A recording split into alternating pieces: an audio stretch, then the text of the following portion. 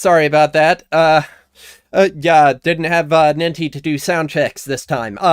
As I was saying, I am not the National Libertarian Convention, and this is not You're Stupid, a 25-part symposium on why you're wrong. Noted cheesecake fetishist Ninty is not here tonight. I'm on my own and playing Sonic CD's 2011 remaster as part of the Sonic 30th Spinniversary. I've also made some updates to the streaming interface, as I was trying to say, but all my important links are now at this link down here, wlo.links/@BHSdesk. You can get the donation info and all my art sites and everything there. You can also see that the stream title is now scrolling beneath the logo up in the top left corner. So, yeah, I figured it was probably about time to revamp the old streaming deal. Anyway, so I have something special for you guys tonight before I start the game proper. As some of you may be aware, Sonic CD had an anime opening specifically made for it by Toei Animation, in fact. And by the way, thank you, Yo-Yo, for following. I really appreciate it. This anime opening is really quite something. It was the first time that Sonic was seen in the anime medium, aside from a couple of brief appearances in Japanese commercials. I think some of these same people went on to do the Sonic OVA in around 95 or 96 or so. But yeah, so this was incredible to people back in the day. But little backstory here. Yeah, understandable. So, see, Sonic CD's development was a classic case of Sega being Sega and basically the left hand declaring war on the right hand. So when Sonic CD came to America, it got a completely new soundtrack courtesy of Spencer Nielsen. And the original soundtrack was unavailable legally in the US for decades. Now, the version of Sonic CD, the 2011 remaster, has both soundtracks. But the title song that played during this anime movie was completely different, depending on whether you were playing the Japanese or the American version. So, the Japanese version is very, very difficult to understand without outside aid, because the people who sang it, well, they sang it in English. So I took it upon myself to clear up a bit exactly what they're singing, so that you can enjoy the awesomely ridiculous and ridiculously awesome lyrics. So without any further ado, this is Sonic You Can Do Anything. Can you guys hear? Oh, no you can't. 1 sec. There, that should work. Okay. 1 sec.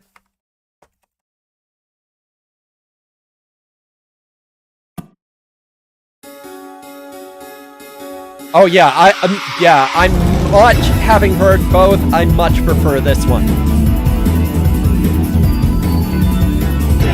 can go again. Don't fall behind. Say don't be late. This nation heaven.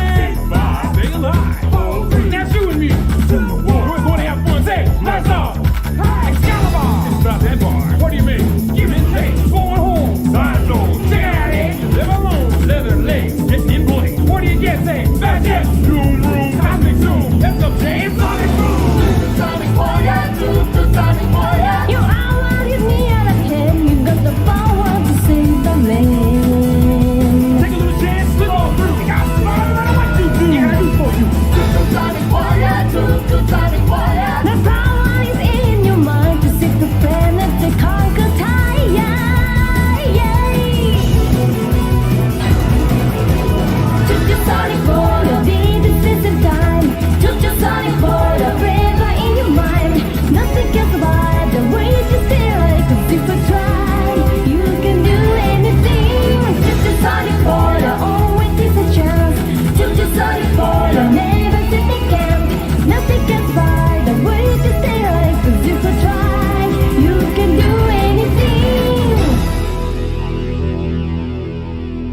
So yeah, that just feels like Sonic to me in a way that, the US opening song doesn't.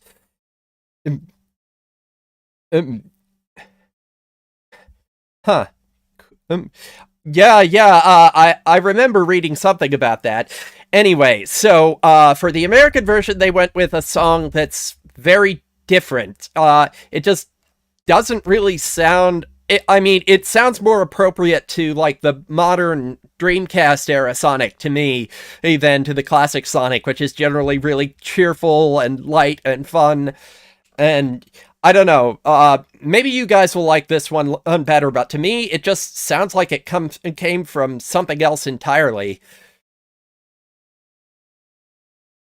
America, the land of the free, is shooting up with pure energy, and every day she has to take more speed. America, the home of the brave, is popping pills to keep up the pace, and every day she cries out for more speed. What's really impressive is just how well this song syncs up with the animation. Okay. All right. Yeah, the obligatory joke is out of the way. So, one other special thing that I have prepared for you tonight. Let's see. It just so happens that back when I decided to do this Sonic SPINNIVERSARY playthrough, just as the opening animation was remastered using AI by a pair of fans, Tanks and Quaza from Sonic Retro. So we're going to see the opening. We're going to see the remastered version of the opening using Tanks and Quaza's AI cleanup as we hear the US title track, Sonic Boom.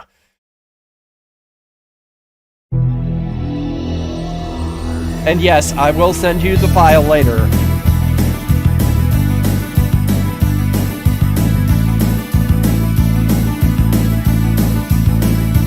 If you're strong, you can fly, you can reach the other side of the rainbow.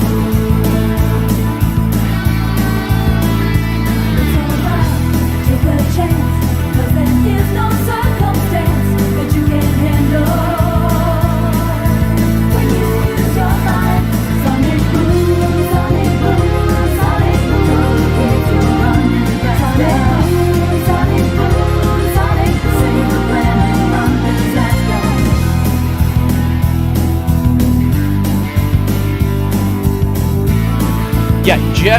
Yeah, I love both opening songs in different ways. I just love Sonic You Can Do Anything a bit more.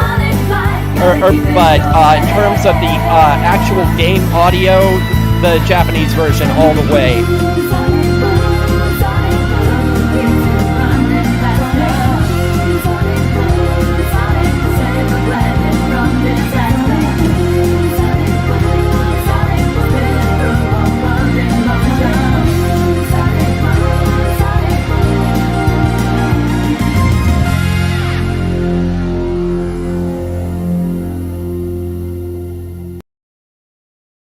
All right, so with that out of the way, let's get started.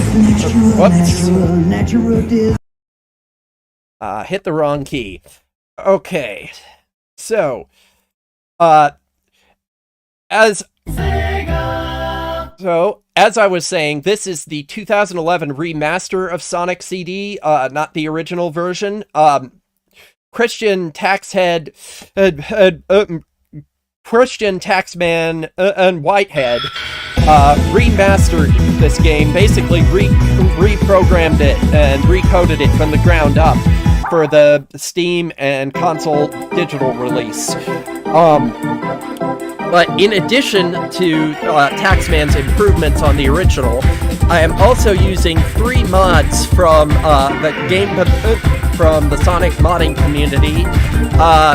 So thanks to Lave Slime for the double jump mod, Rubber Ducky Cooley for the Sonic CD Refined mod, And special thanks to Tost, I think that's how you pronounce that, for the mod that replaces the Sonic CD sound effects with the ones from the Genesis games, because the original jumping sound effect for Sonic CD is god-awful and will drill into your brain over time. Okay. So, we're gonna start a new game. Yep, we already saw that. So here we are in Palm Tree Panic Zone. So, this double jump mod is so that we can get through the game a bit faster than we could normally.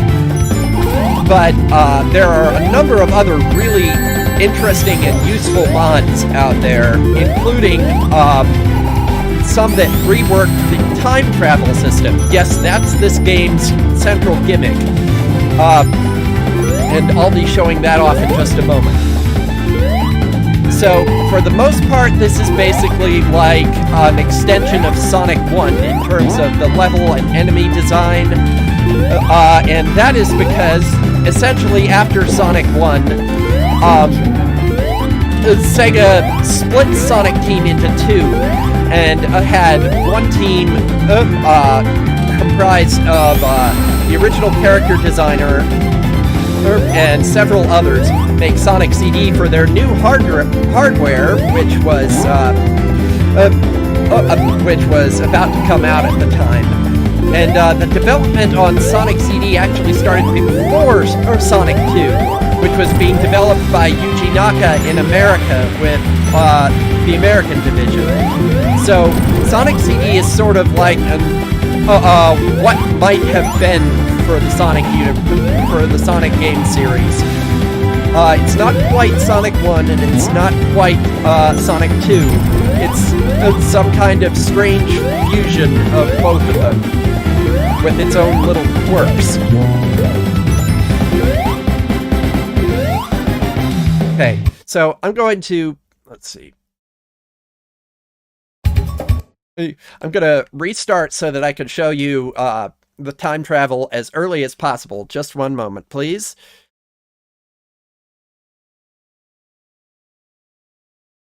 Sega.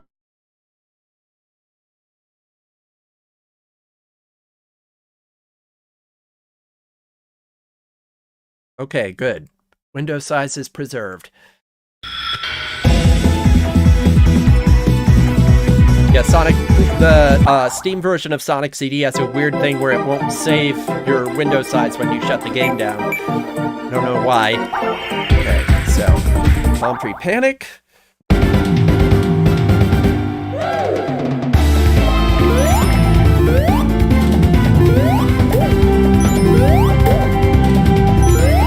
But yeah, the original jump sound effect in Sonic CD is the classic Genesis effect that you're hearing now, only run through some kind of bizarre filter so that it's a lot higher pitched and a lot more annoying.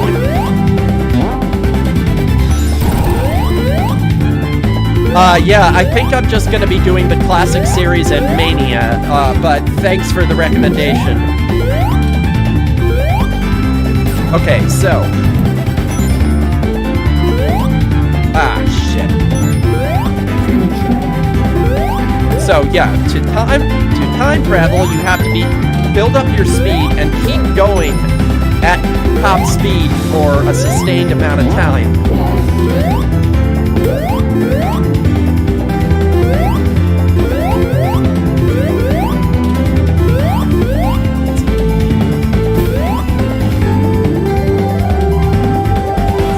So to do that, you can use Sonic's new move from this game, the Super Peel Out.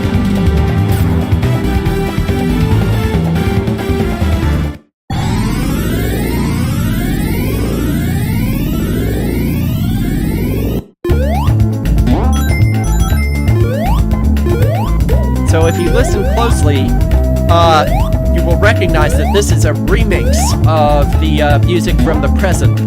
Now, the US soundtrack kept all of the original music from the past variants of the stages, but replaced the present and future versions with entirely new audio. See, it sort of ruins what they were going for, in that, you know, it's this, in all the time periods, it's the same song, just remixed differently.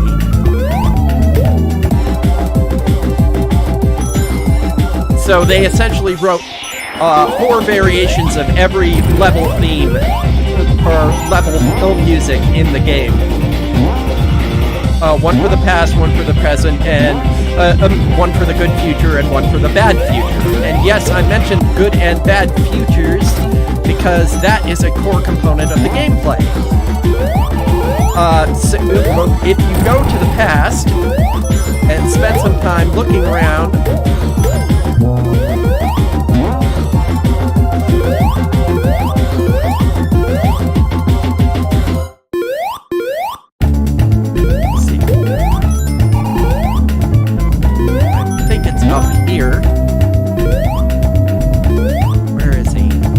there he is. You see this hologram that's projecting, the projector that's projecting a hologram of Metal Sonic engaging in animal cruelty? Well, if you pop this, you'll then notice that the little animals that would normally come out of Badniks start hopping around the stage. So that's step 1. Step 2 is finding the robot teleporter, which is hidden somewhere in the past version of every level.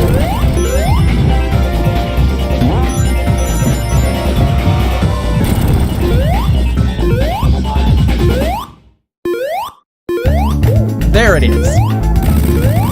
So, if you pop the robot teleporter, all the Badniks get destroyed. And that change carries over to the present and future versions. So let's try. There we go.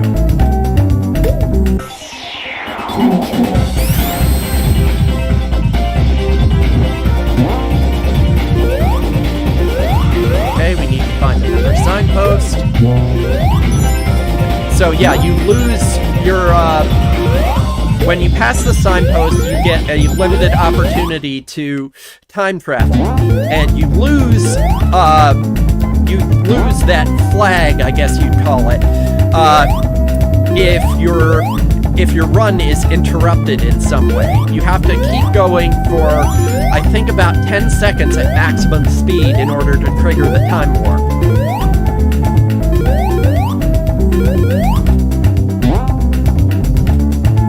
Okay. There's one.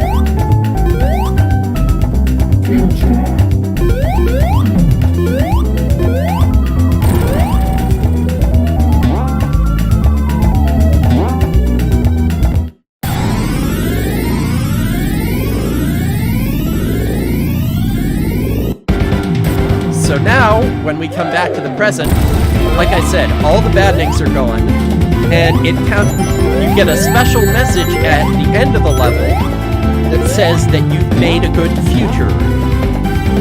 Now that is the key to getting the good ending of the game. So you can do either that or collect all of the time stones, which are this game's equivalent of the Chaos Emeralds. Okay, so actually I guess it's not all the Badniks that get destroyed, but definitely in the present, but it definitely cuts down on the number of them.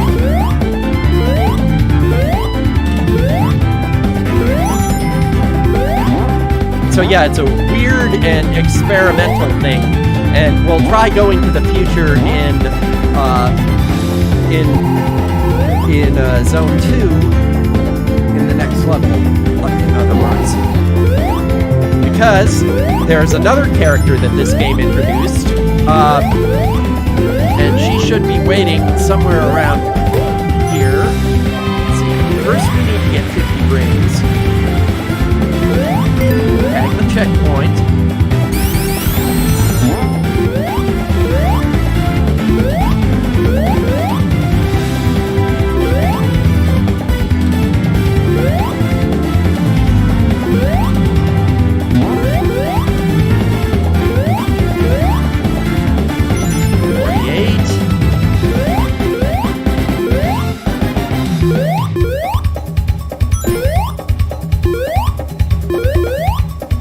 So yeah, it's generally much easier, especially in the later levels, to send yourself to the future than to the past. Because, well, obviously, going to the bad future is like a trap. Because there are more enemies, more obstacles, the level design is more challenging, etc. So, you need to go to the past to get a good future. So, as the game goes on, they start drastically cutting back on the number of past signposts. So it becomes a game of, you know, you have to find like the 1 or 2 past signposts in the level to go back in time, hit the robot teleporter, and save the future. But you can get the good ending without doing that by collecting all of the time stones, which automatically destroys all of the robot teleporters. But, well, why wouldn't you know, try to... Oh, there she is. And yes, this is the first appearance of Sonic's stalker, Amy Rose. And Amy has, well, not, all that much of a role in this game. She, glomps on you here, and follows you around.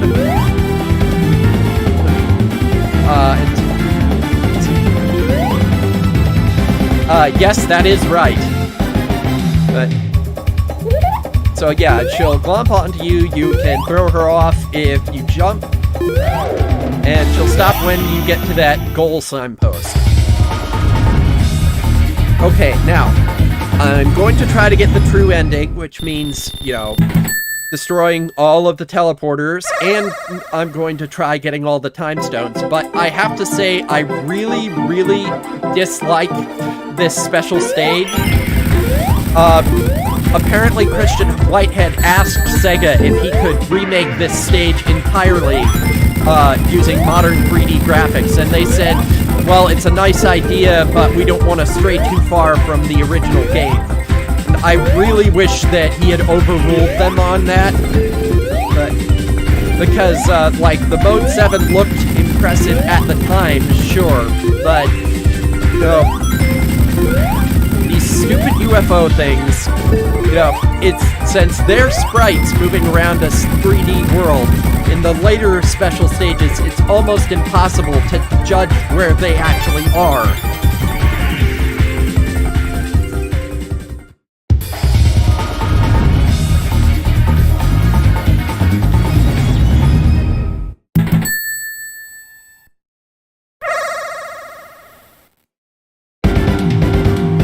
Yeah, it's like a reverse of the lyrics to Sonic You Can Do Anything.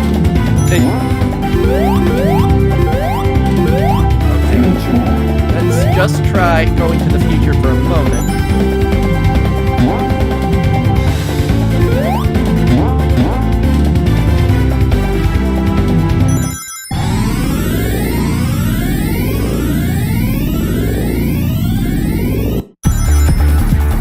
So yeah. Check this out. I hope so too. But, so yeah, more badniks than ever. The grass is all dead. The water is polluted, and my favorite little touch, the yay at the start of the stage music track, is all depressed and distorted.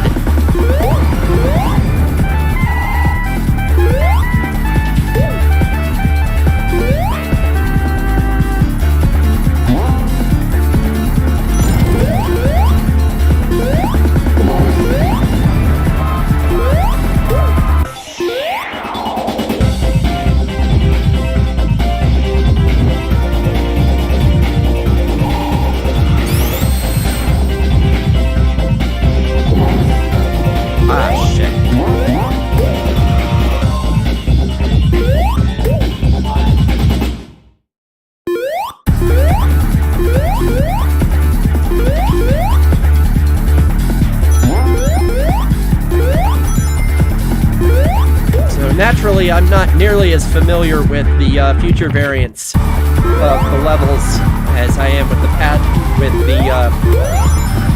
sorry, I'm having trouble tonight. Naturally, I'm not as familiar with the bad future variants of the levels as I am with the good future ones, because I always make it a point to try to shoot for the good ending.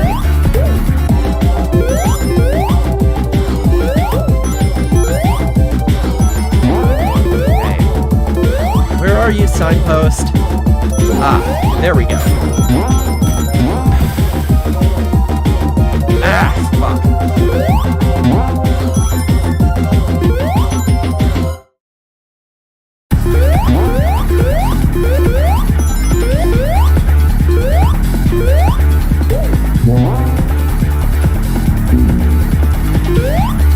Well, if I can't find another signpost, I'll just kill myself and start over.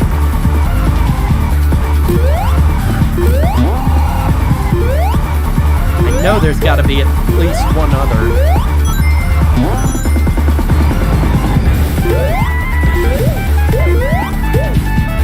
Another nice touch is that some of the badniks are visibly falling apart in the bad futures. I always like that. Like the little mosquito things have bent needle jabby thingies, proboscises, I guess, probosci.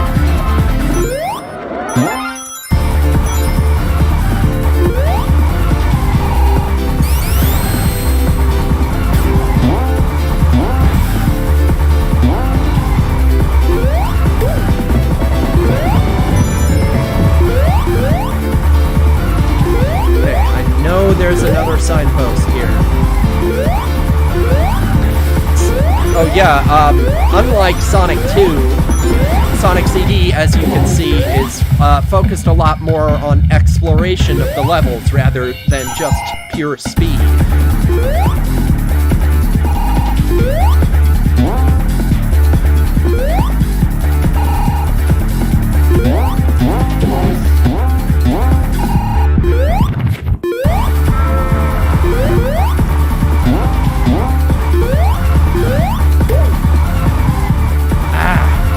Again? Alright. Yeah, see, the level designs are intended to be like that, you know, making you waste your signpost. And in fact, there's a mod for the game that makes signposts reusable, but I elected not to use it just to give ourselves a little more of a challenge.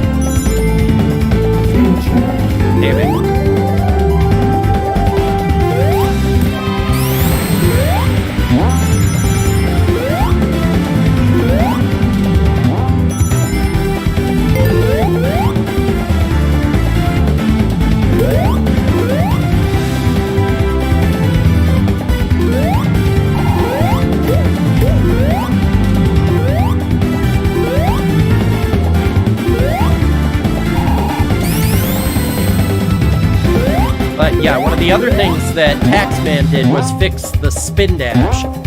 The spin dash... Well, yeah, I have heard some stuff about the audio quality of the Steam version not being the greatest, so I don't think it's you.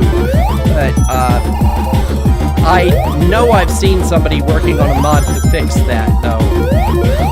The Sonic modding community is just bananas, man. The kind of stuff that they do is astonishing and deserves more praise. But another little interesting touch, though, about the music is that for the past versions of the songs in the Japanese release, they actually encoded those versions of the songs in a different audio quality, a substandard one to the PCM they used for the present and future tracks. That's actually the reason why they couldn't change those tracks in the American version, was because they were encoded in, I believe it's Red Book audio. So they wanted to change,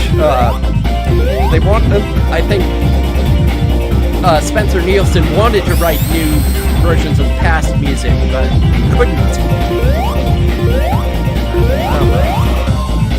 Okay.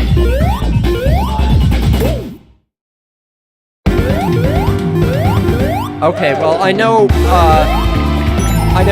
one of them, I know one set of tracks was in Red Book and the other wasn't, so I'll have to, look that up and see exactly which it is.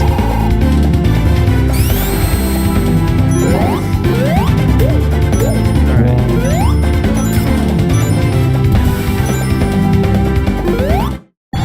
Ha! Oh, which is it?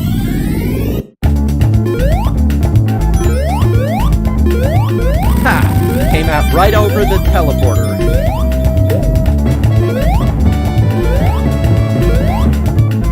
Now we just need to find Metal Sonic. That's actually not required to get a good future, but let's go for 100%. Thank you. Thank you, Yo-Yo. Yeah, the past versions, I think, used the Genesis's own dedicated sound chip or something like that. I don't... But it's a nice little meta touch.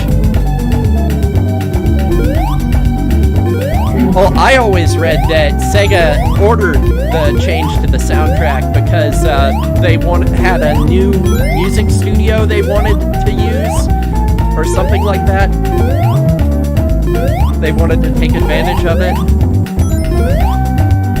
It's just such a Sega decision, really. It really does show how, you know, the Japanese and American divisions of Sega are at each other's throats for pretty much all of Sonic's heyday in the 90s. And, you know, just think about how things could have been different, you know, if they had stopped their bitching at each other and, you know, just collaborated. But, what if?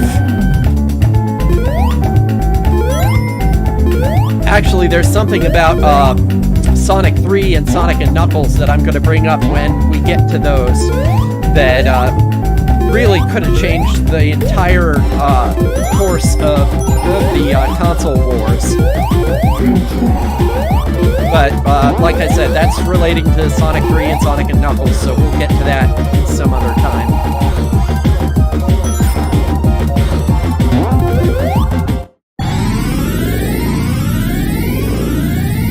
Yep, exactly.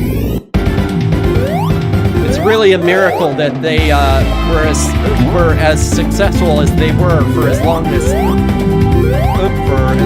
they were.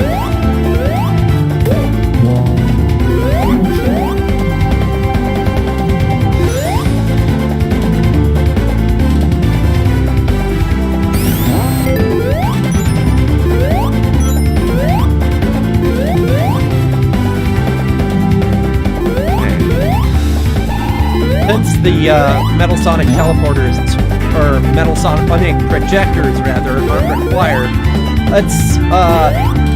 Let's give up the one from this level and just focus on getting to the future. How's that sound?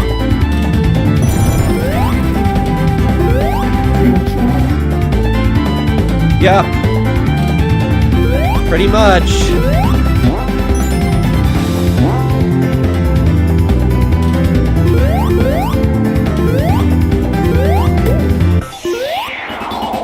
Yeah. Sonic was never as big in Japan as it was in America, but, you know, that can't have helped it.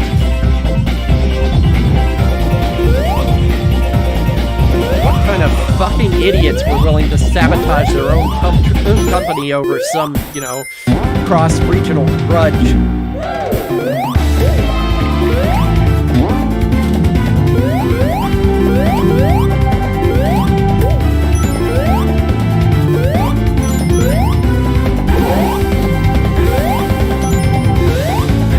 Now that we want to go to the past, we can't find a signpost.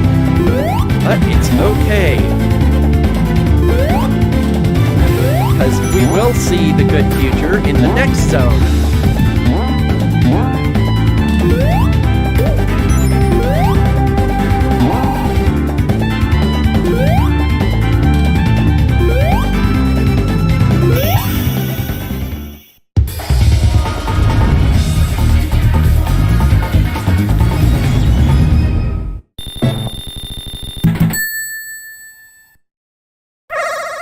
Yep.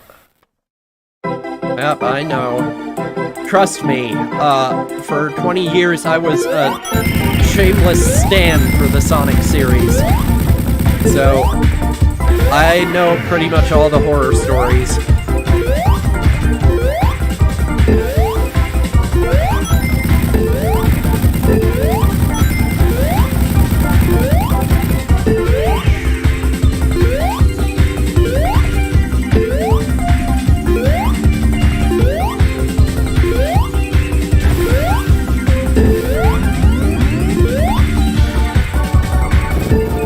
Yeah, see, that's what I mean. You can think that you're within range of one of the UFOs. But then they swerve out of the way at the last second. Shit. Okay, so I'm going to attempt to get the time stones, like I said, but, but if we can get the good ending without them, then that's what we're doing. Okay, so the third act of every zone takes place in the future, good or bad. So now you can see that it's sort of like a techno-organic feel. All the animals are hopping around freely, blue skies, no pollution, no badniks, and they give you this nice invincibility monitor right before you fight the boss. So Sonic CD's bosses are not its best feature. I'm just gonna come right out and say that, with one exception. Yeah.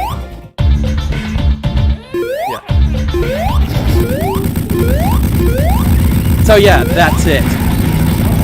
The challenge is actually damaging the bosses rather than, you know, hitting them a certain number of times. Because once you figure out how to damage them, you know, it's usually pretty easy.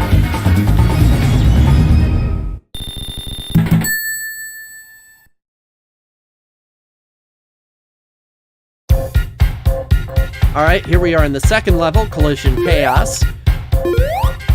And there she is again. Hi, Amy!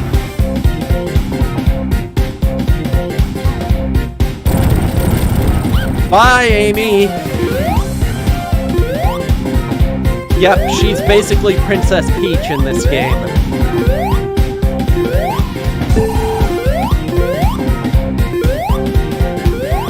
But yeah, that right now, of course, was Metal Sonic. This game was his debut, and of all of the various Robot Sonics over the years, Metal Sonic is still the most fondly remembered. Oh yeah, that's right. They identified her as Princess Sally in the US manual, because they were trying to tie the game in with the Sat AM cartoon. Despite the fact that Amy and Princess Sally look absolutely nothing alike and act absolutely nothing alike.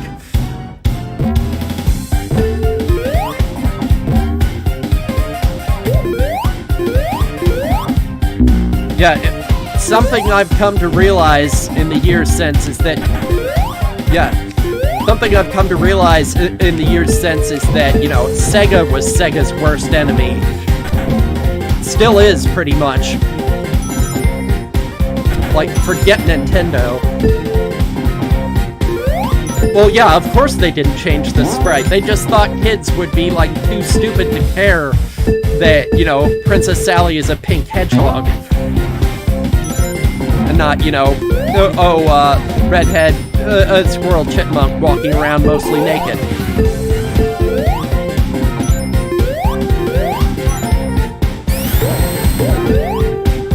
So yeah, this right here is your spring yard / casino night equivalent.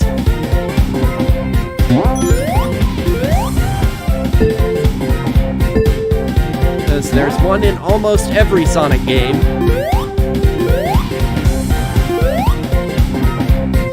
There we go. Yeah, all of the levels in Sonic CD are trippy to some degree, so...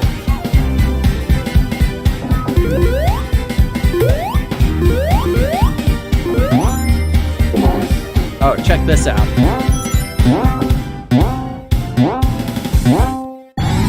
The trick is finding little areas in each zone to do stuff like that, to easily trigger the warp. If I end up doing a part 2, then I'm definitely going to have to show off 2 of the mods for that sort of fix the time travel a bit, or adjust it so that it's not so finicky.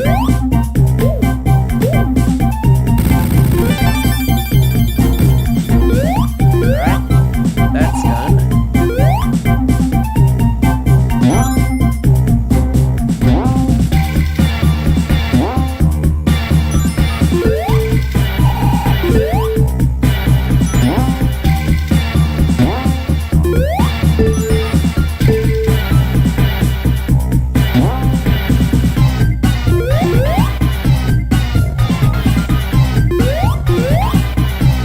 Yeah, you didn't see Nintendo doing that kind of shit. Hey, let's you know, announce not 1 but 2 sequels for our new flagship character and put them on 2 different consoles, one of which hasn't been released yet.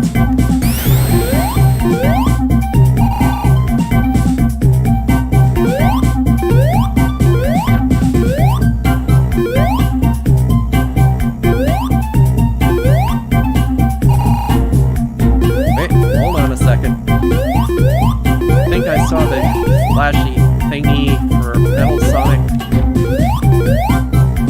Or maybe not.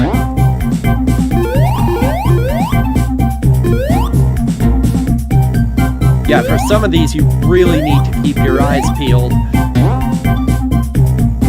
There it is. R3? What is that?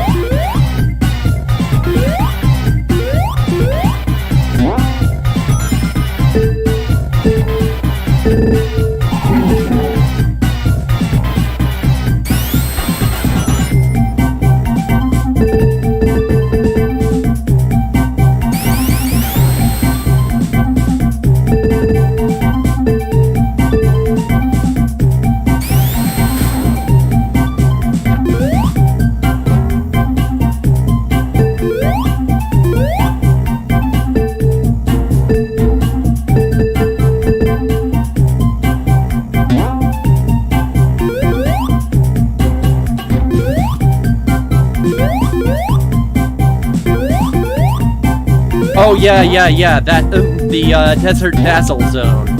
apparently Christian Whitehead wanted to put that back in and add a new final boss to the remaster, but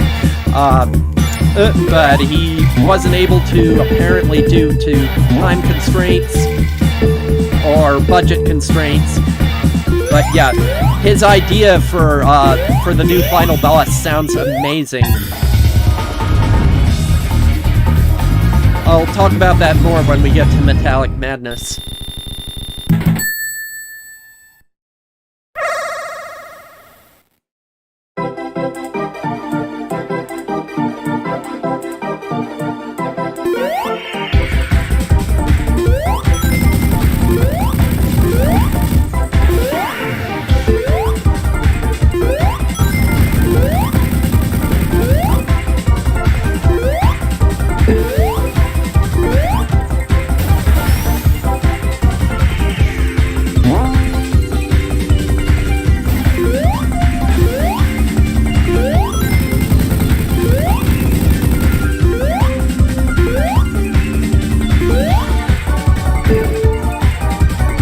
Yeah, it is sort of F-Zero-ish.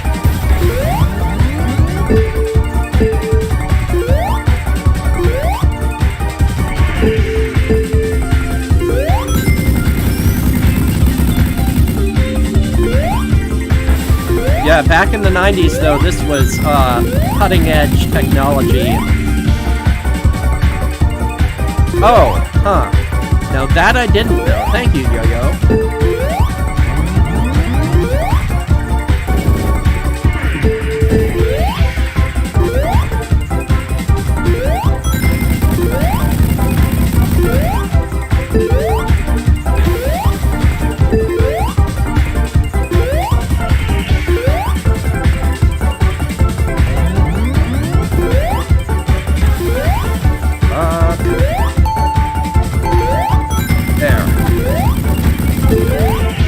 So yeah, every time you hit water, you lose a couple seconds on the timer.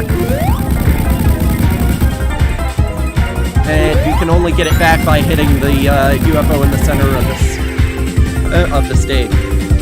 Yeah, so was I for a while. I'm sort of in remission now. I still like the characters, and I still love the classic games, and I guess a few of the 3D titles, but I finally realized that I was basically in an abusive relationship with Sega.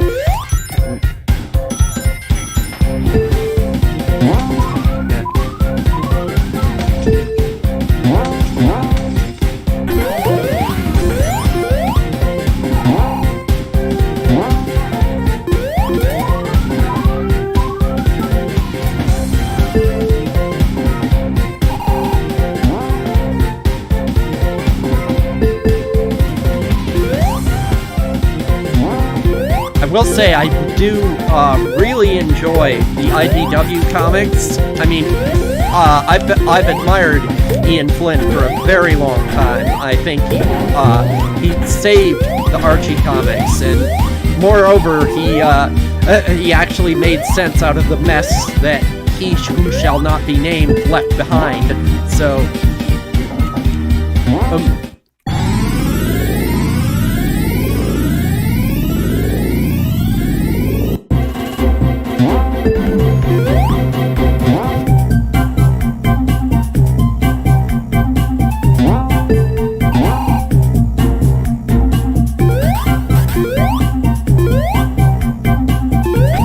Yeah, I definitely have my issues with how Sega is run. That is incompetently most of the time, but I will give them this. They have the right attitude when it comes to fan games and fan projects. They're not like Nintendo, who like instantly come down with airstrikes on people who dare to make like fan games of their stuff. And, you know, the mere fact that there is such an extensive Sonic mod community is only possible because Sega, Sega is lenient about that. And, you know, think about how many people have gone on to do amazing things because of the Sonic modding community. Because they started out modding Sonic games. Look at the Freedom Planet people.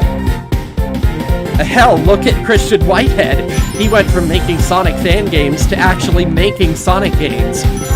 And if Sega had any sense, they'd hire him on full time. But, you know, that's predicated on Sega having sense.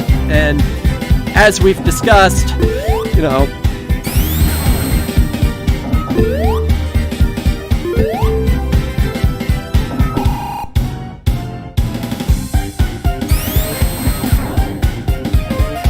but yeah, Tyson Hesse too, who designed the version of Movie Sonic that that, you know, didn't make people scream in terror. He started out doing fan comics, and that he got noticed by Sega, and that was it.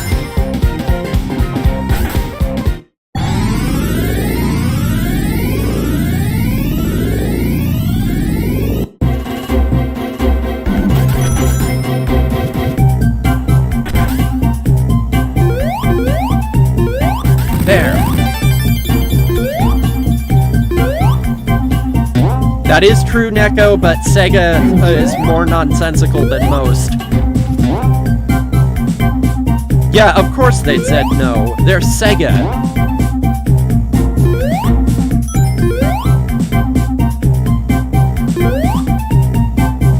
Like, it doesn't surprise me at all.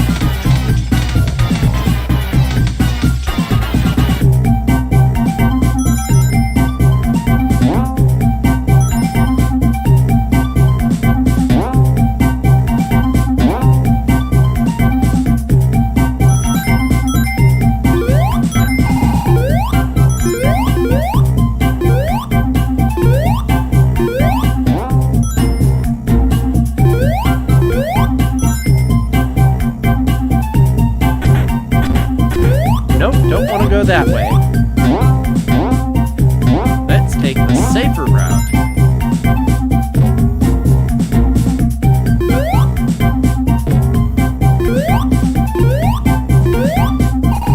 Thank you, Double Jump Mod.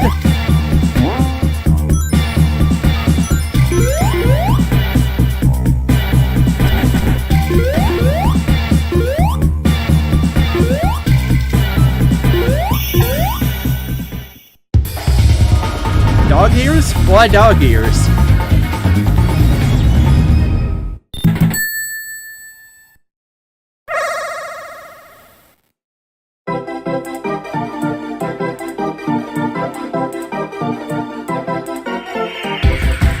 Okay.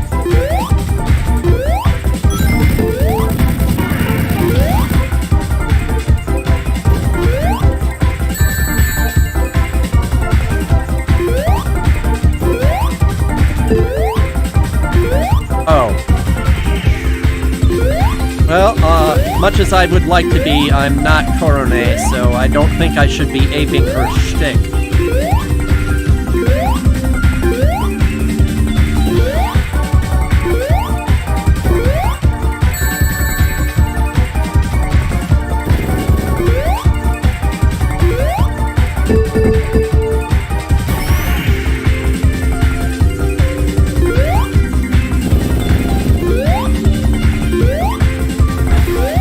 Annie is upstairs right now. Her daddy is home after several days away, so she's not going to leave his side for the week.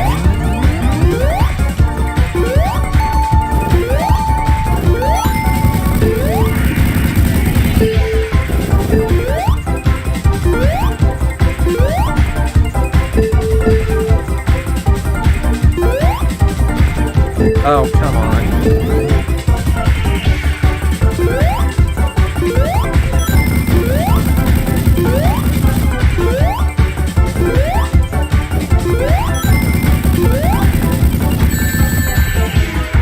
Also, Annie is a bit camera shy, I've noticed, so I don't really want to, freak her out if I don't have to.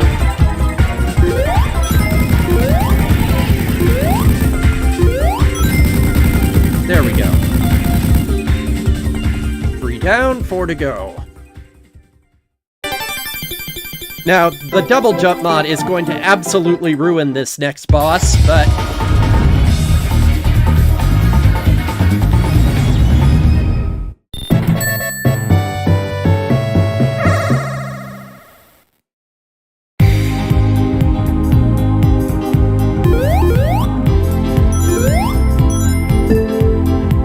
So yeah, this boss is essentially a pinball table.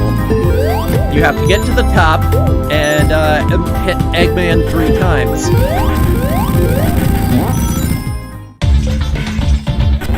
By the way, I found out recently, I mentioned this on the server, that the boss theme for the Japanese version of Sonic CD samples, I think, 3 different songs, one of which I believe is a Bob Marley tune. But the important thing to note is that the chorus is sampled from a song called Work That Sucker to Death by Xavier. And that song is incredibly not safe for work. It's just porn. So, I don't know what the composers were thinking. Yeah, that voice talking about work that sucker to death, I think it should be obvious what he's talking about. Like, there is zero ambiguity. I looked up those lyrics, and I'm pretty sure my eyes bugged out.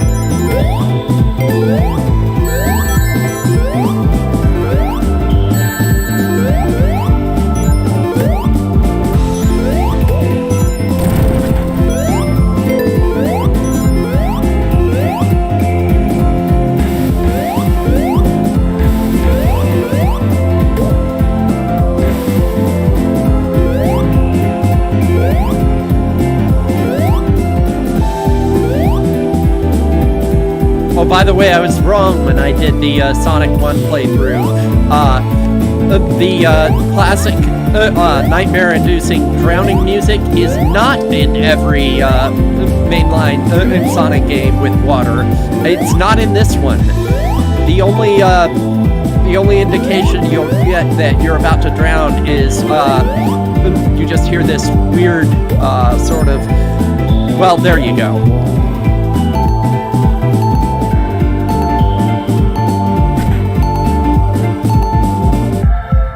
And then that happens.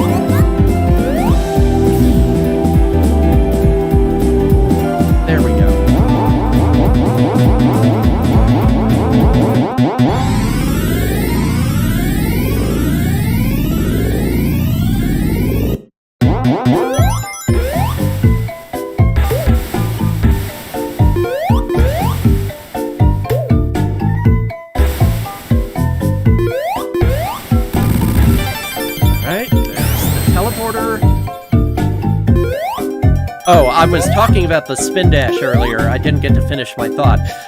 One of the things that Taxman did was to revamp the spin dash because it was still in its very early stages in the development of Sonic 2 when the Sonic CD team had to finish up. So, the spin dash in the original version of Sonic CD doesn't work like the spin dash in pretty much any other Sonic game.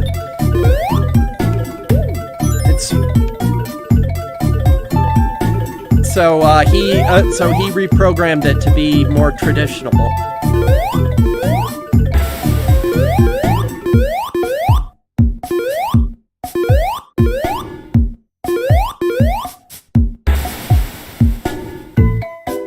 It's an interesting mental image, Yo-Yo. There we go. Okay, Metal Sonic, I know you're down here somewhere.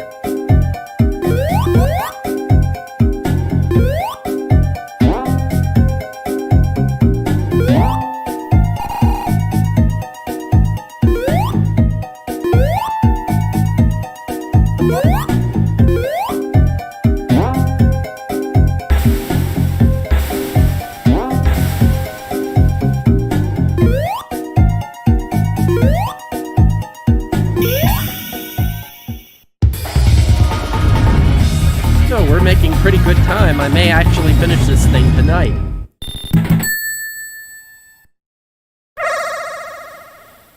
You know, provided I didn't just jinx myself.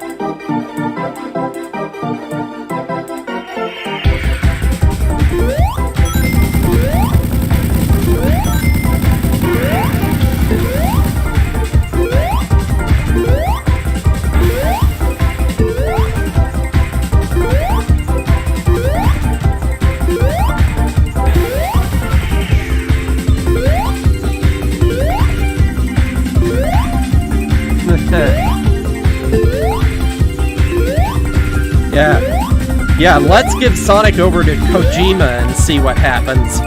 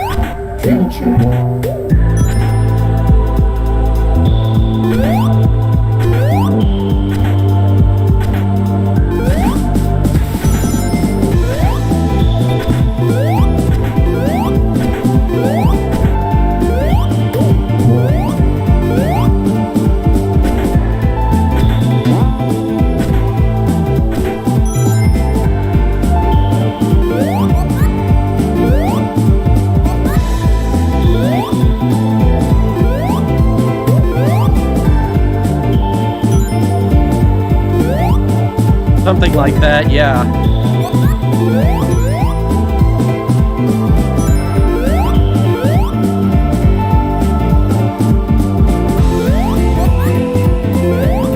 Yeah, but Shadow was rated E10. It was going to be rated T, but then Sega chickened out and changed the alien blood to green instead of red. I think Shadow was actually one of the very first E10 rated games. First one I remember, anyway. No, E10. Yeah, the ESRB, of course, you know, could, much like other rating boards, could never be consistent. So, yeah, all of that swearing and, you know, and violence and stuff like that, yeah, they said, that's fine. But then they give, like, Smash Brothers Brawl a T rating.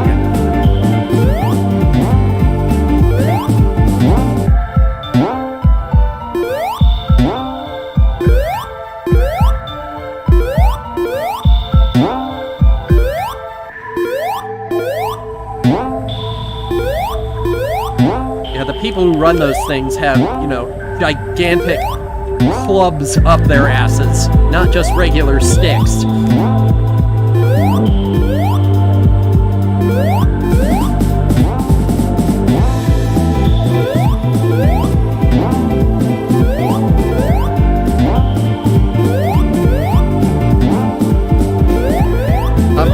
Come on. I really do not like this fireball throwing head thingy. The past signpost is up there, but the collision detection makes the fireballs go through this spring, so all the fireballs do, of course, is, you know, push you instead of actually damaging you, so it makes getting up here way more difficult than it needs to be.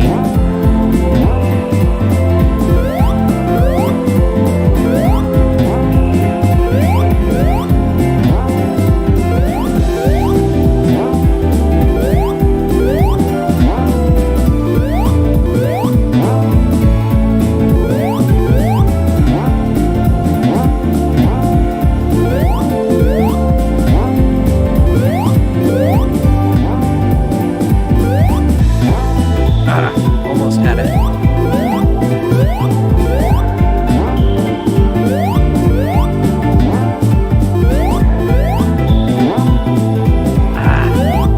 Come on. There we go. Let's do the time warp again.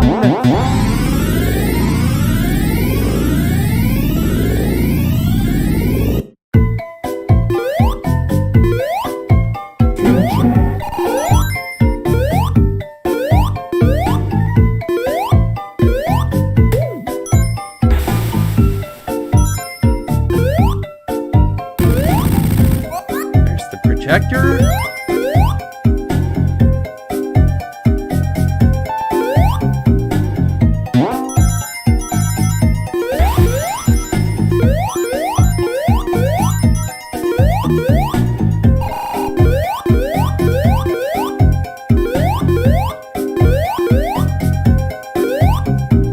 Yeah, that one little extra jump makes so much difference.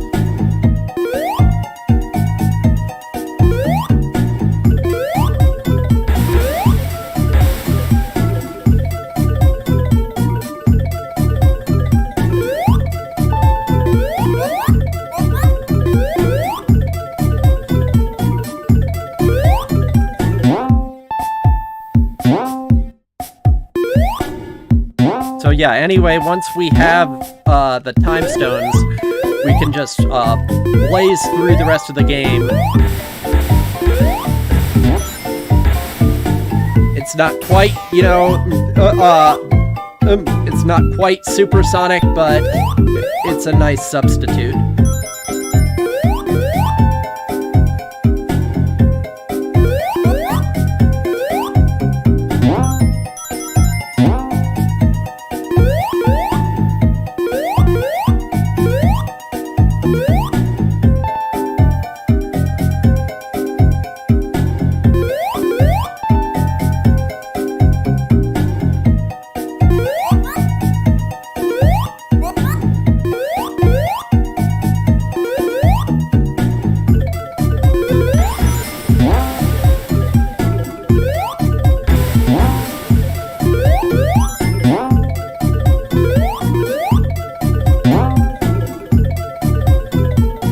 Nope, don't want to go that way. Haven't found the teleporter yet. Where are you? There you are.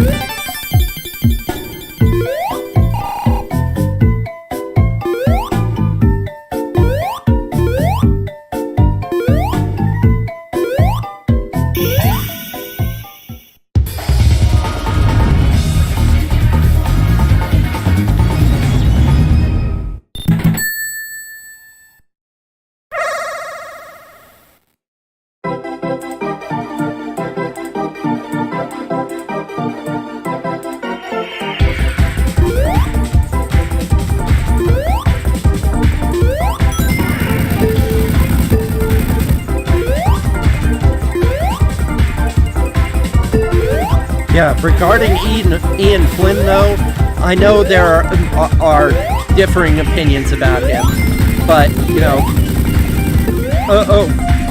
after, 15 years of that other guy's jackassery, I think Flynn was exactly the person the Archie comics needed. He did what I thought was impossible. I thought that book could not be saved, no matter what anyone did to it, and he proved me wrong. So, I really respect him.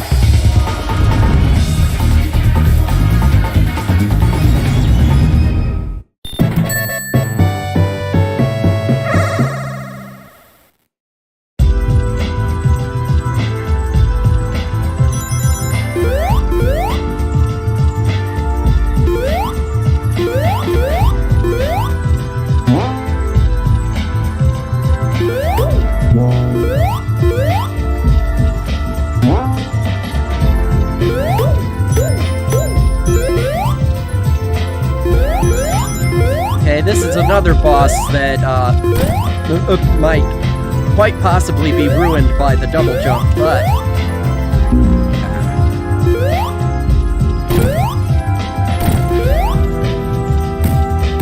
Alright, there he goes.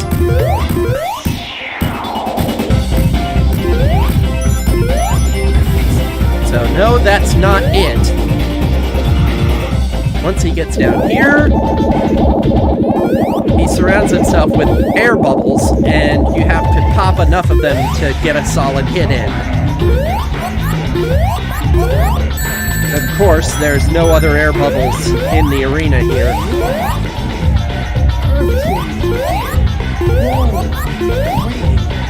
Cold-hearted.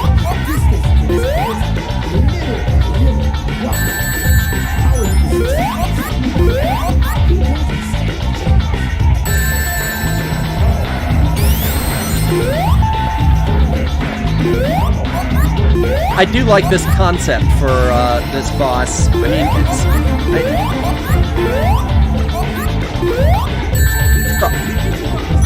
probably next to the Stardust Speedway. It's my favorite boss in the game, just because of how different it is.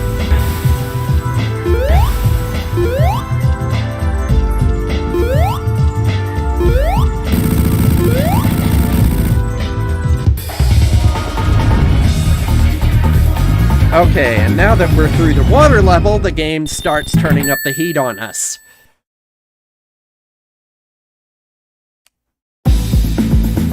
This is Quartz Quadrant. The stage gimmicks here are conveyor belts that switch directions whenever you run past those little arrow signs.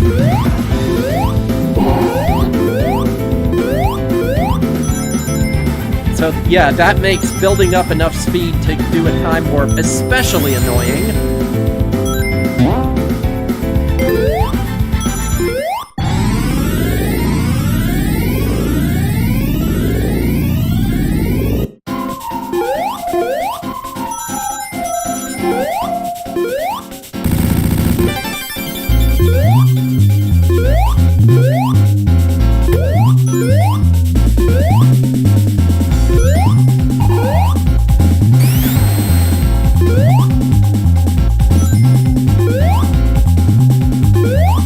Yeah, I actually didn't know until recently what the practical purpose of the peel-out was.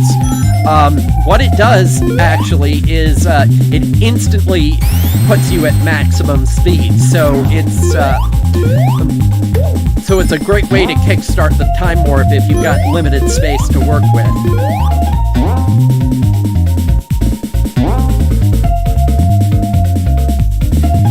And of course, the downside is that unlike with the spin dash, you're not rolled up in ball form.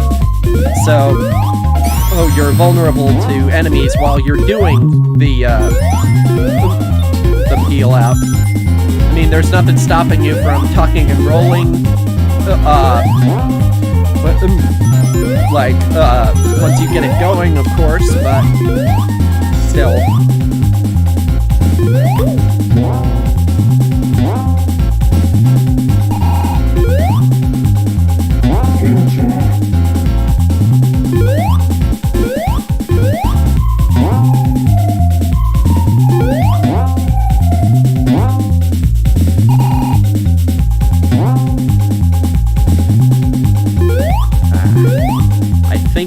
sonic projector is somewhere up there.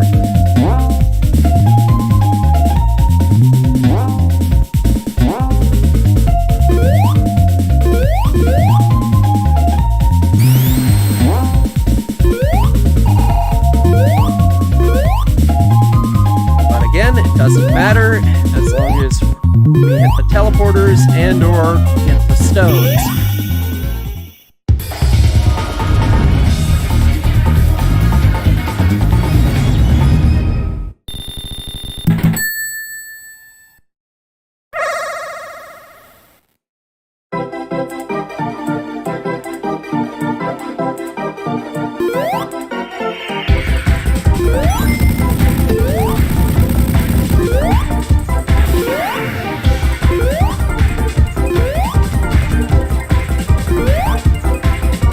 Somebody needs to mod these special stages to make it so that these stupid things can't swerve out of the way the second you commit to a jump.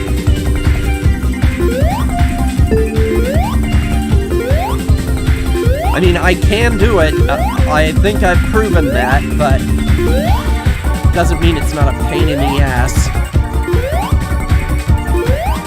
In fact, I'd go so far as to say these are my least favorite special stages in any of the mainline games.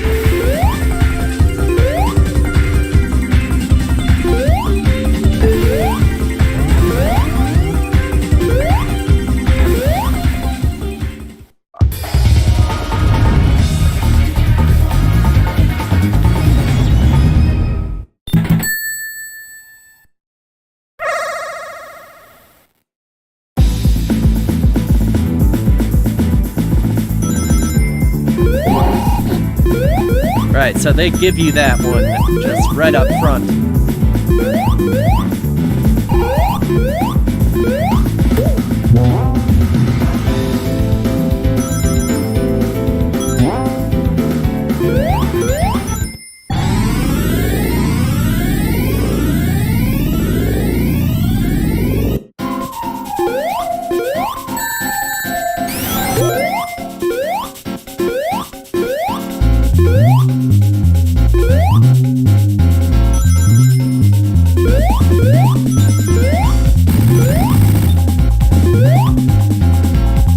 Yep, the metal sonic projector in this level is right there at the start of the stage. You have to backtrack to get to it.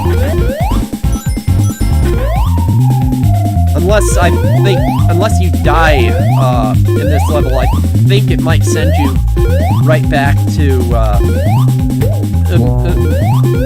where it is, but I'm not sure. I'll experiment with it on my own time. Time. Get it? 'Cause we're time traveling. God, such rich humor I offer you with this stream.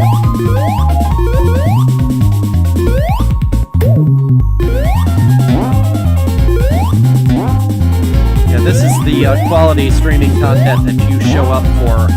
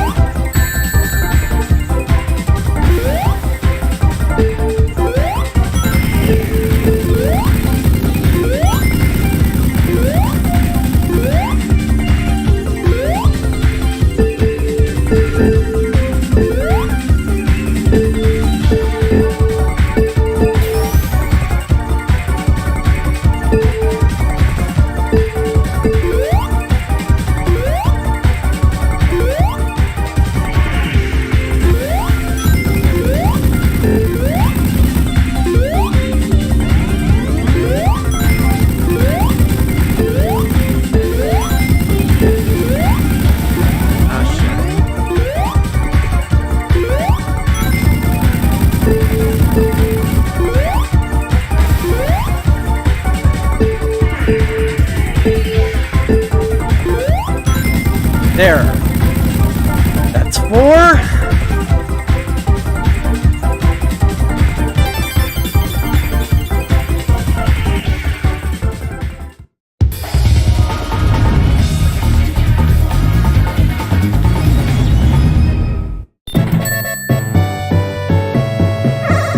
Okay, now this boss is amusing just for how, well, stupid it is.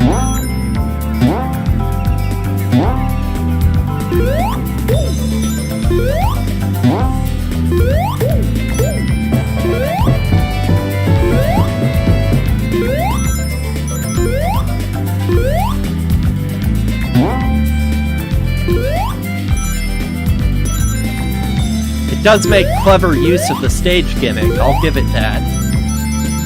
Hello. Oh, jeez. I hope you got everything fixed. Oh.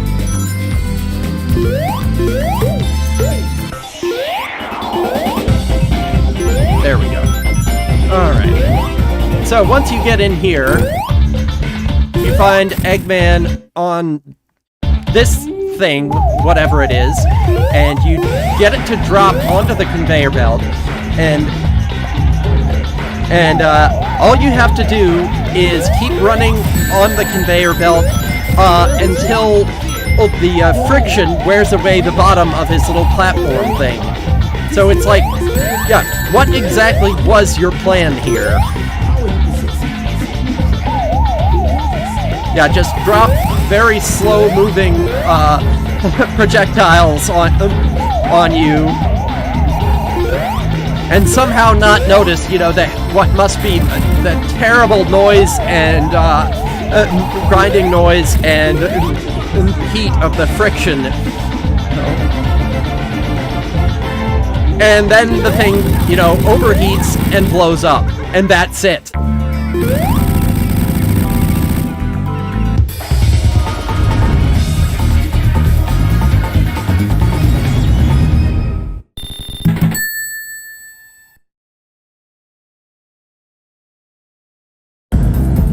Oh boy. Before we start this one, I'm going to make a small adjustment here. Bear with me.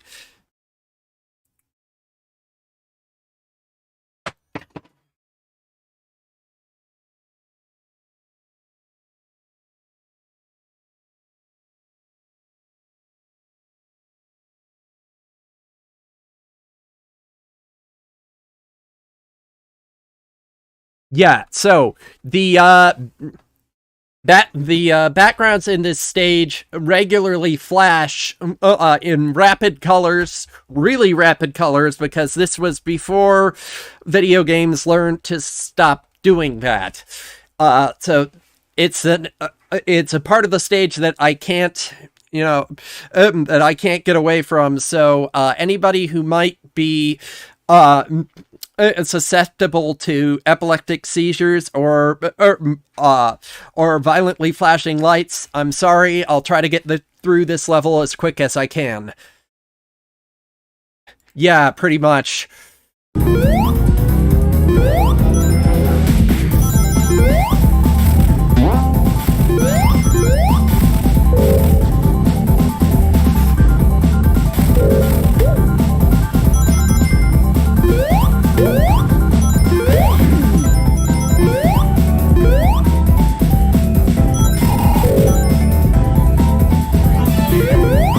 So yeah, the gimmick in this level is the electrified floor that goes warp and bounces you up to the top of the stage.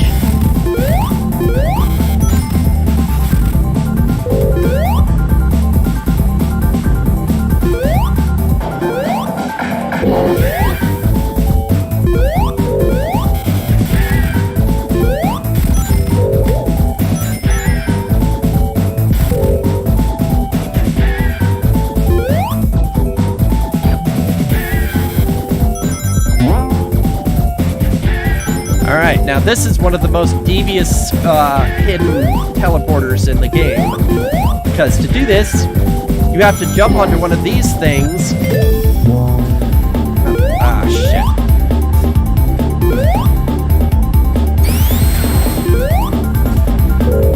Yeah, well, I, for one, am very glad that, various forms of media stopped doing this shit.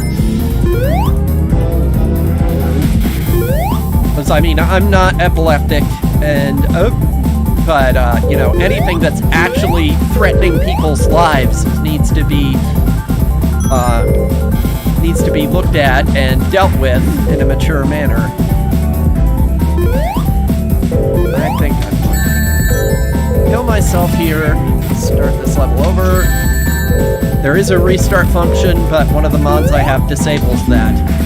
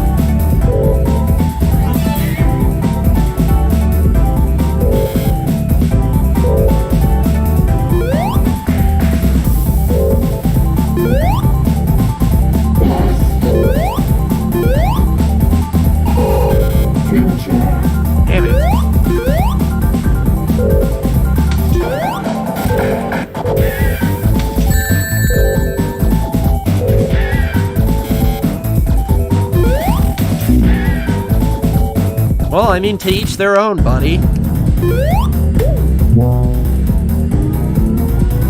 We've all got aesthetics that, we get attached to. Okay, so let's, this time... Ooh, that was a bug.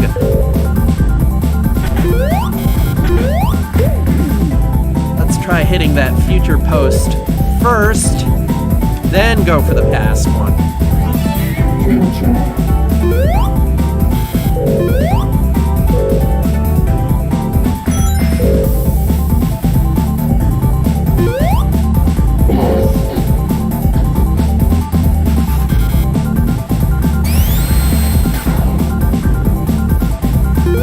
That didn't work.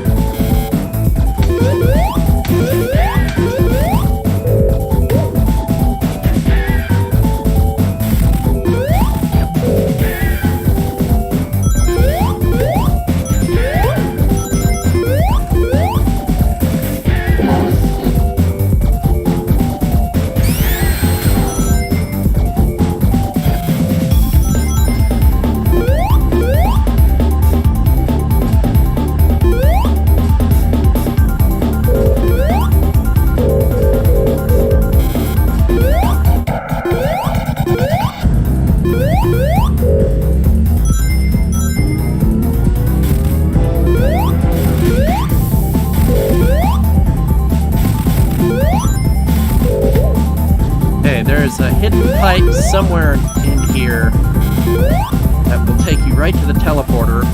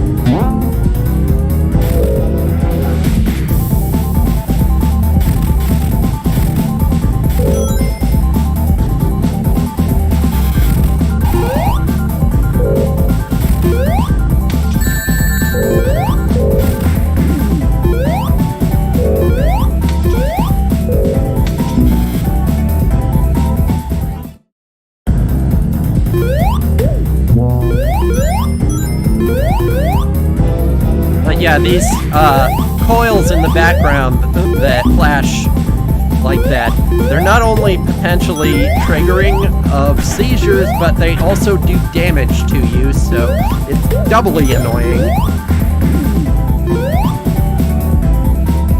I mean, they do damage to Sonic, that is. They might very well be doing damage to you, the player, if you are photosensitive.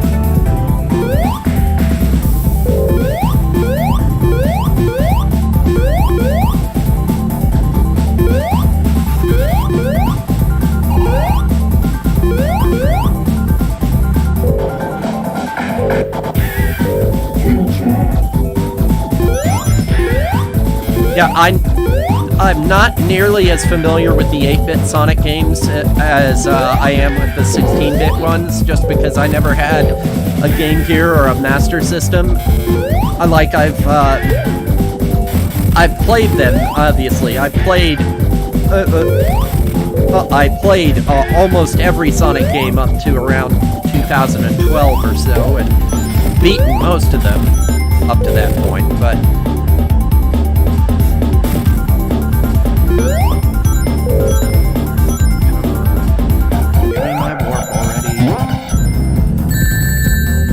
Yeah, what's interesting though is that I'm probably one of the only people who actually owned a Nomad. Now, if you don't know what a Nomad is, I don't blame you. I think it was discontinued within like a year of being introduced, but a Nomad was essentially a portable Genesis. It took regular Genesis cartridges. You could hook it up to a TV, just like a Genesis.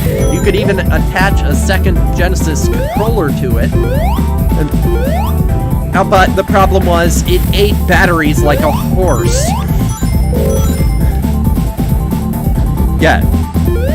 6 AA's for maybe an hour and a half of charge at best. It was also, it also had the misfortune to come out right as the Genesis was being, you know, sunset in favor of the Saturn, so way to go, Sega. But yeah, I loved my Nomad, though. I got a whole lot of use out of that.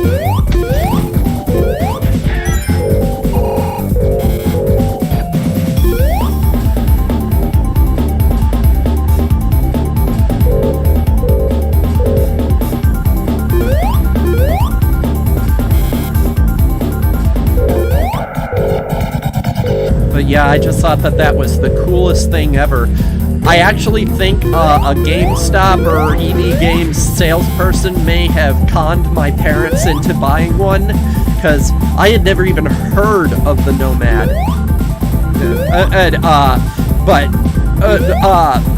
I remember my parents, you know, coming to me and saying, coming to me one day and saying, you know, this guy at EB Games told us about this thing called the Nomad, and we think you should get one. And they had never done something like that before, ever. Or they barely, you know, they barely knew the names of, you know, the consoles I actually had, let alone ones that I didn't know about. So they were saying, you know, if you save up enough money and pay us back, we'll buy a Nomad for you. And I was like, well, what's a Nomad? And they said, this guy at EB Games told us about it. It's like a Game Boy, but for your Genesis games, so you can play them on the go. And I was like, that sounds awesome! I'd love that! And so they said, okay, so it's gonna cost about $100. Oh, those days. And so you save up the money, and we'll buy it, and you get it when you have enough. So,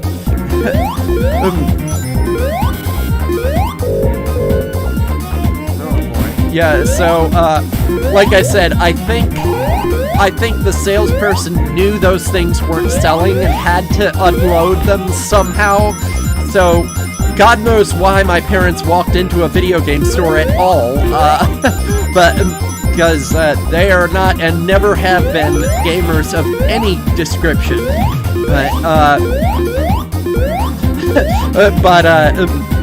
So yeah, I think that, you know, he must have seen them like buying a Genesis game for me for Christmas or my birthday or something, and saw, well, to be frank, an easy mark. Because, I mean, if they were selling so poorly that I, you know, the ultimate Sonic stan, even at age 11, and or well, 13 at the time, I hadn't heard of them, then they were really selling poorly.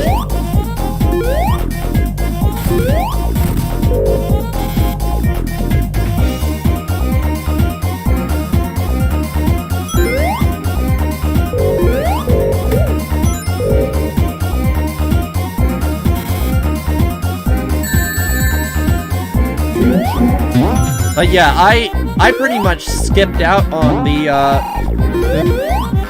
I pretty much skipped out on an entire console generation, the PlayStation, Saturn, and N64 era, because at that time, pretty much all of my money was going towards buying Beast Wars Transformers. Yeah, I was yeah. So, yeah, I skipped, aside from handheld phones, I skipped pretty much from the Genesis to the Dreamcast, and as I've said before, of course,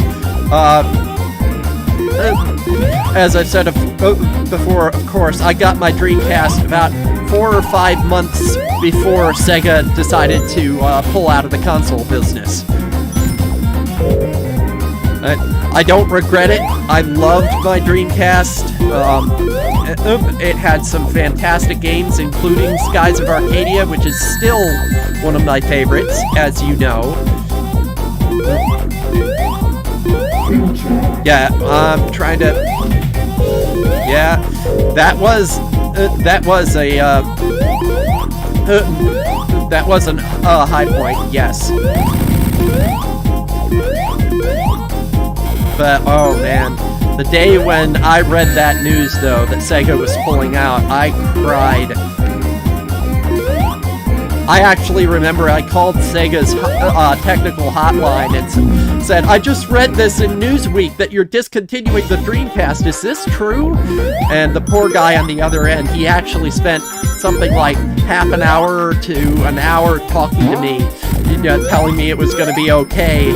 And that, you know, we're not discontinuing Sonic or anything, we're not canceling the games that are already coming out.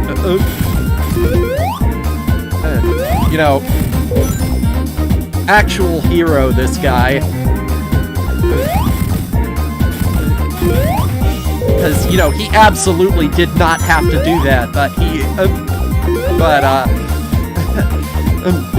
you know, he could tell that I was really upset, and you know, he took time out of his day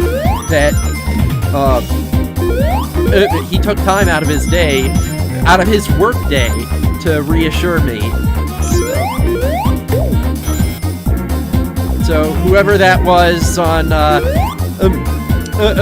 back in January of 01, who answered me on this technical helpline, and thank you, man. I appreciate it. I hope Sega treated you well.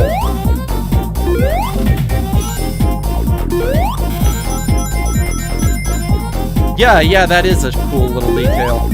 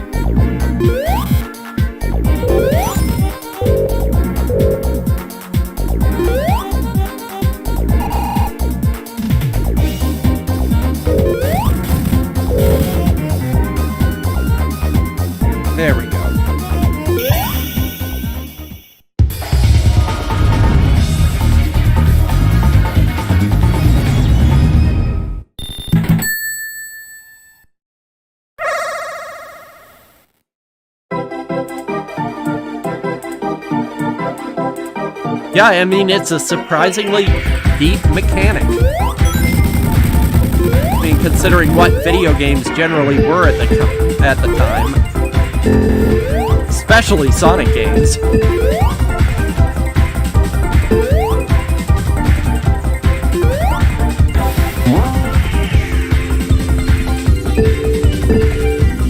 Okay, so I may have to finish this one up on Thursday, but we will finish it up. And hopefully before we start Trails of Cold Steel 4, because that's gonna take a while. Calm down, Ninty.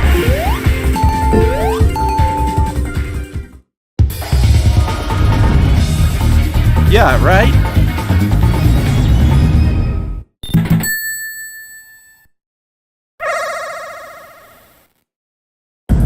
Calm down, Neko.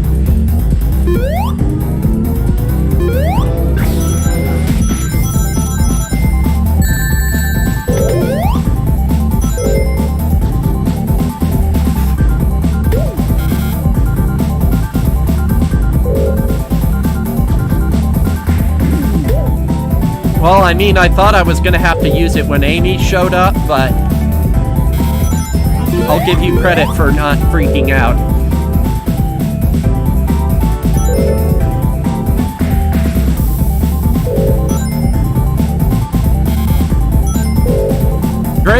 Drake hates Amy. He's always thought she was annoying.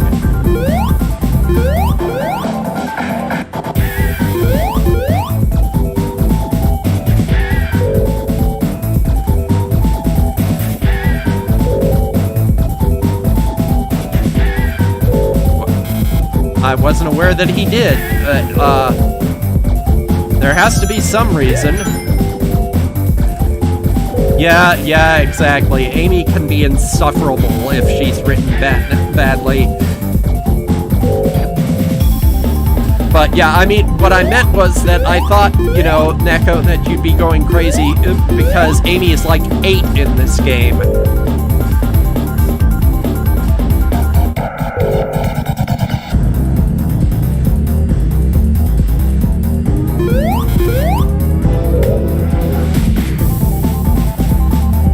I don't know, that's up for debate. You like Uni, don't you?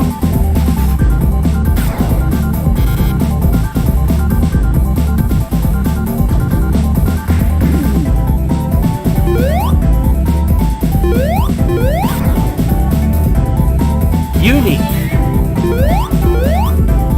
You know, from the Bad Precure series? The cat girl?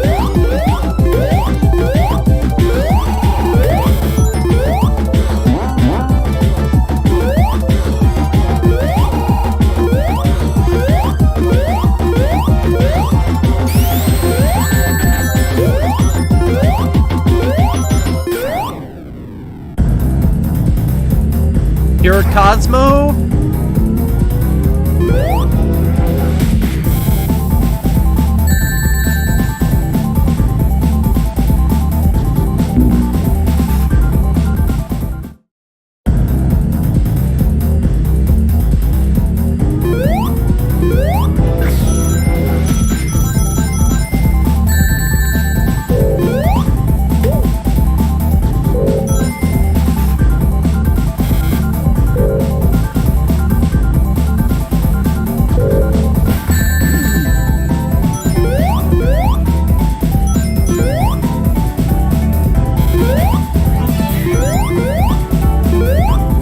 I can totally understand,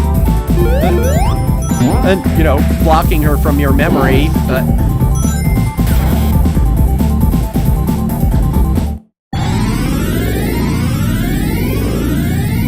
but I mean, it doesn't matter what form she's in. Her true form is furry, so therefore, if you like her, you're a furry.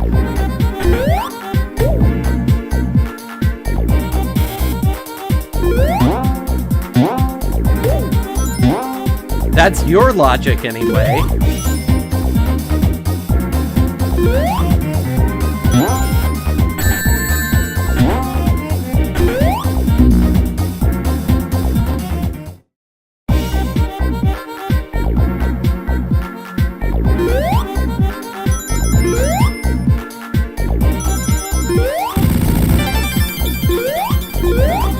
Doesn't matter. That's not how it works.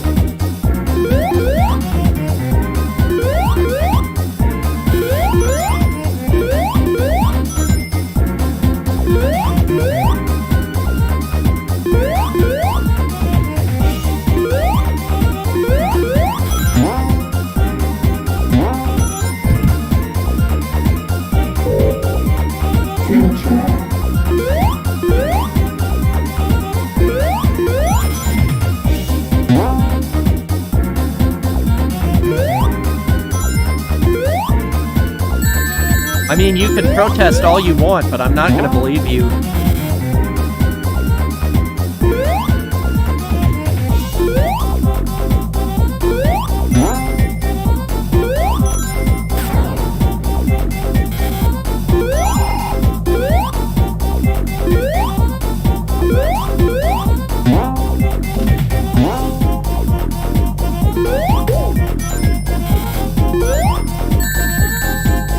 Just like you're free to be a furry.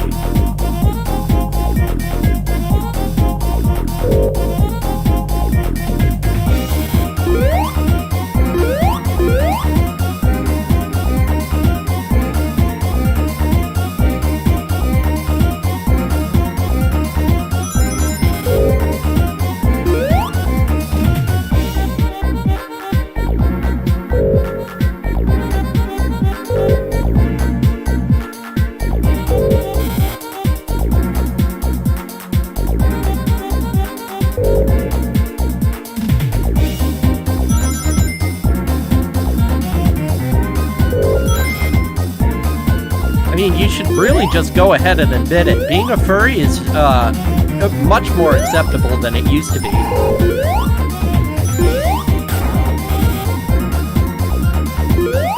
Huh. Cute.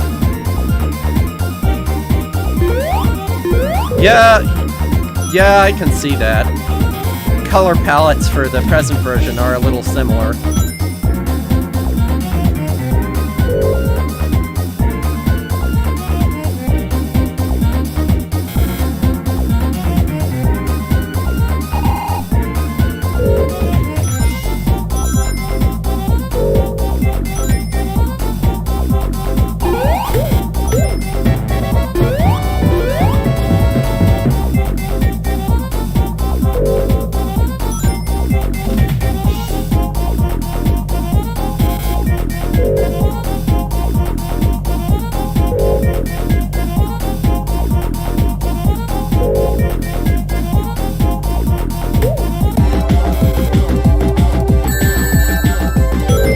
Okay, we may have to skip the special stage for this level.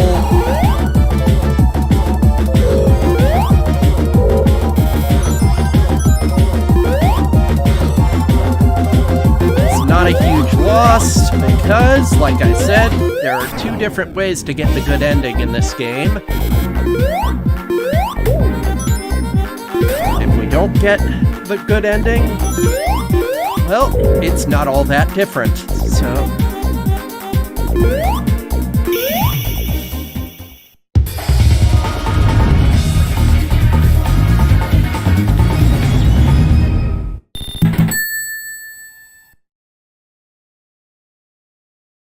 Funny, LJ and I were talking about Dexter's Laboratory the other night before we did our JoJo stream. CGA?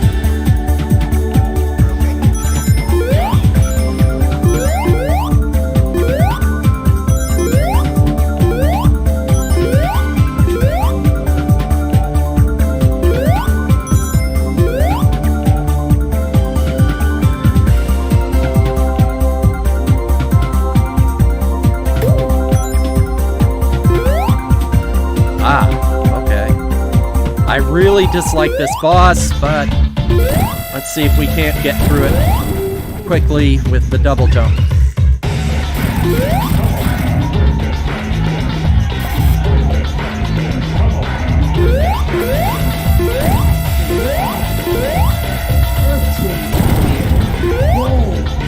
Yeah.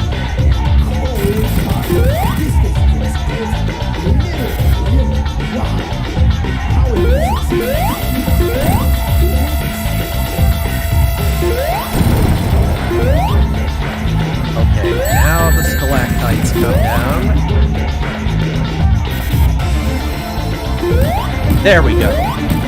Yeah, it's very easy to get crushed by the ceiling there. Like on that last one.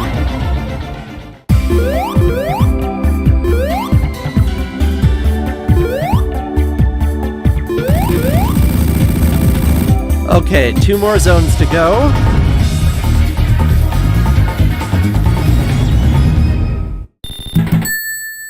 So if I go an extra half hour, we actually may be able to do it. I really want to know what they're chanting in the vocals for this track.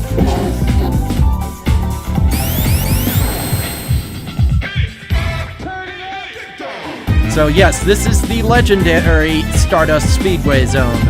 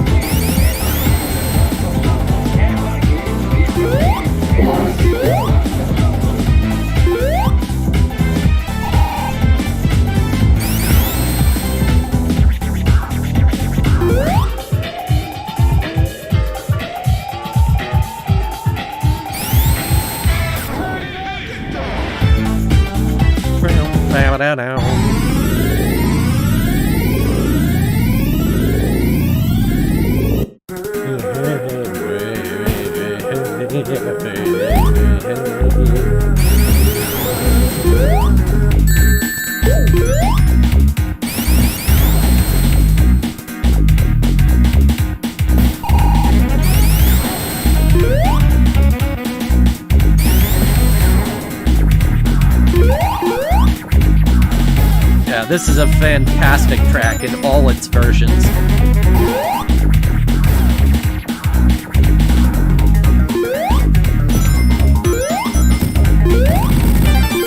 There we go, that's done.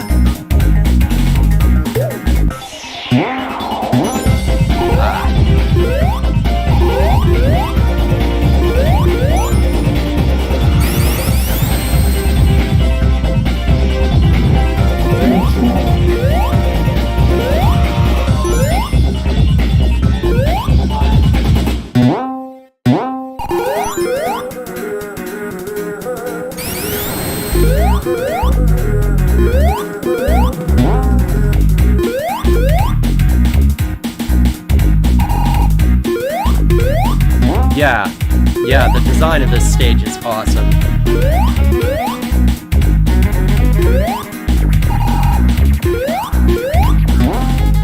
Like with the present version, it looks like you're going through a series of like brass instruments.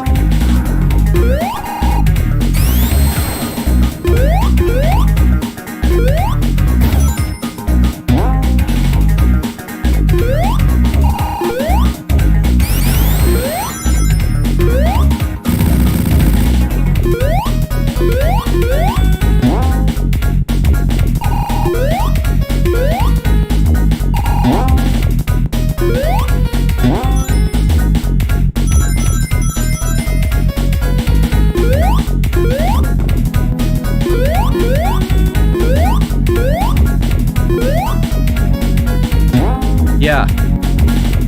And yeah, that makes sense. I mean, it looks sort of vaguely roller coaster-ish.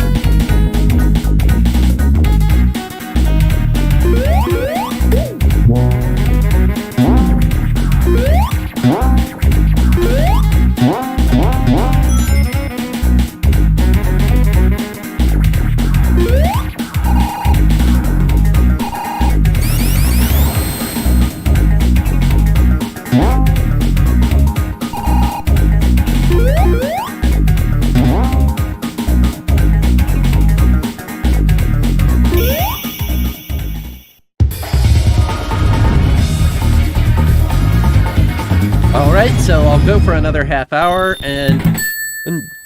or as long as it takes to finish this up. It's probably not gonna take longer than that, honestly.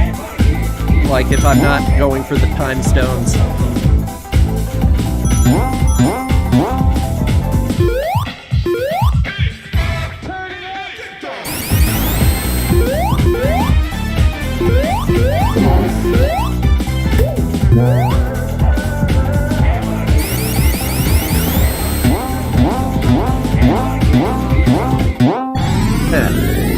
Yeah, where's Ninty? He would appreciate that joke more than I would. Where is Ninty anyway? I know he was working on his fanfic, but I thought he said he'd be here.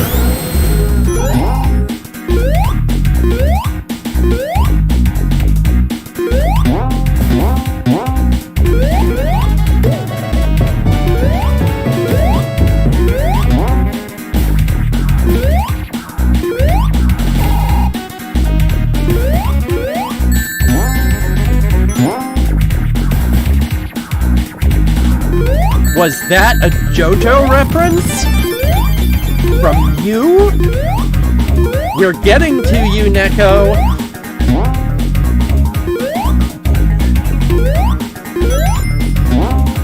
It's seeping in. You can't stop it.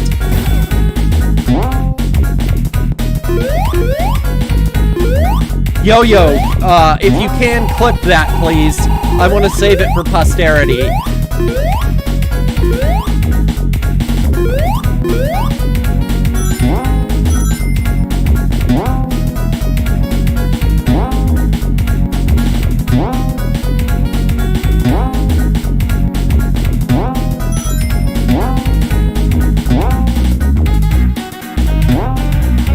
Clip it. I said clip it. You click on the little clapboard thingy. Should be visible in the bottom left when you hover your cursor over it. You know, the thing that they clap when they're directing a movie. Never mind. You know, if you can't find it, I'll just do it after the stream. We're at 8:32. Shouldn't be all that hard.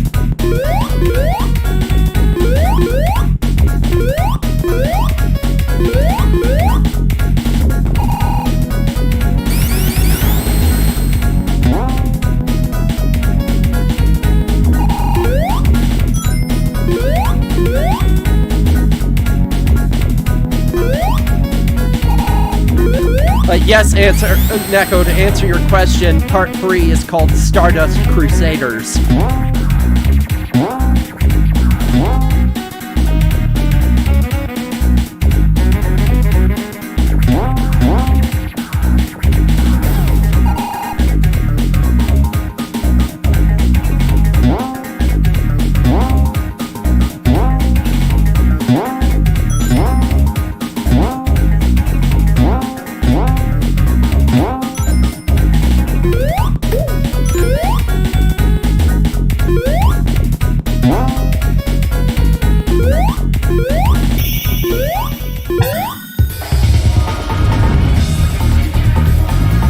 Missed it that time.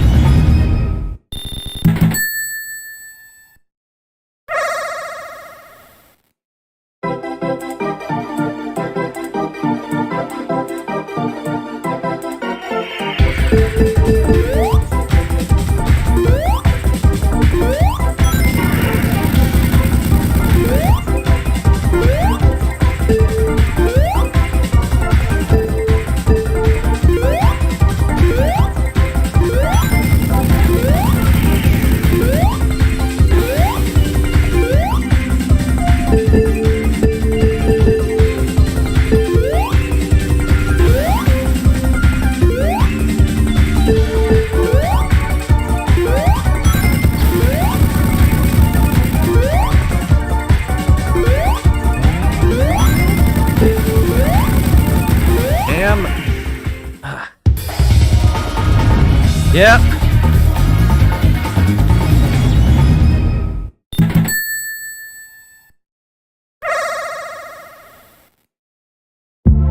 Alright, here it comes. The most legendary moment of Sonic CD is about to start. Okay, let's make sure we have plenty of rings. And get the extra life and speed shoes. Because it's time for the showdown with Metal Sonic. But we're not fighting him. Oh no. We're racing this motherfucker.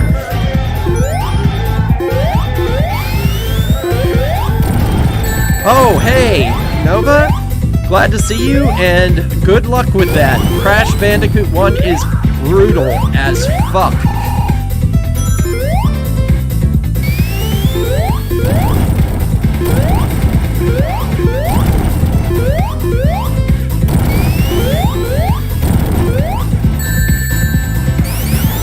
Speaking of wet and brutal, this boss will absolutely wreck you if you're not prepared. See, what you can't see is that Eggman is behind us, shooting a giant laser and destroying the track. And if you somehow fail to catch Metal Sonic, it will kill you instantly. Yeah, rings or not. Yeah, strange, isn't it? And there's Amy again.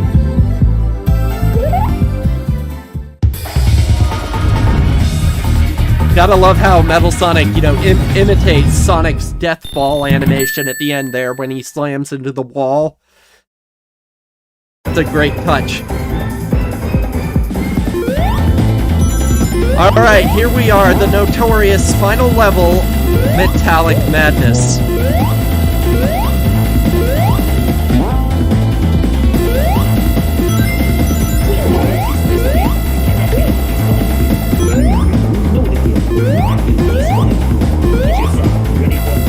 Now the challenge here is finding any area that's uncluttered enough to use the time warp. In fact, you know what? Give me a second. Just so we can finish this on time.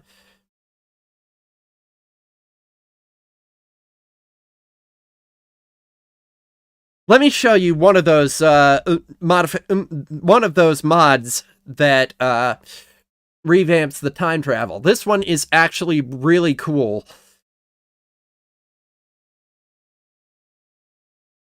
Okay, let's see.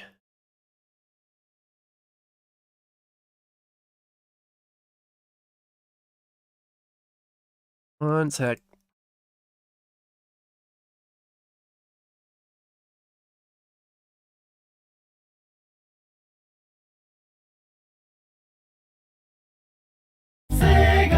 Now, you will have to put up with the original jump sound here, unfortunately, so bear with me.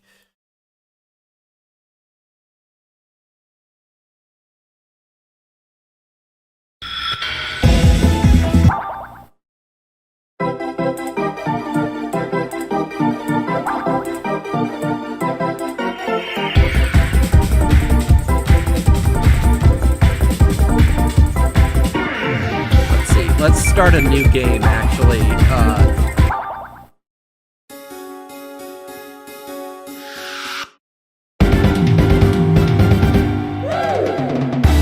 Now, this mod, which is made by... I can't remember exactly, sorry. I will... Yeah, hold on. I'll look it up again.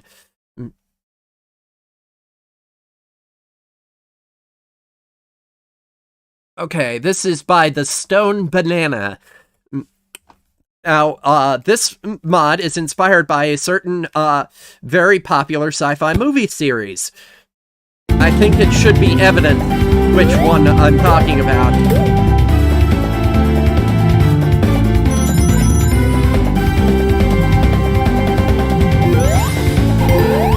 Let's find past.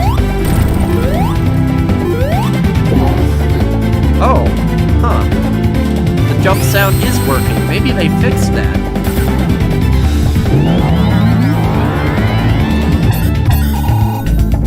Okay, so it makes time travel instantaneous. You know, all you have to do is build up the speed. You don't have to actually sustain it. And it happens immediately, just in that one flash, instead of, you know, going through the whole cutscene. But the coolest detail of this mod, though, I think, and I'll show you in just a second.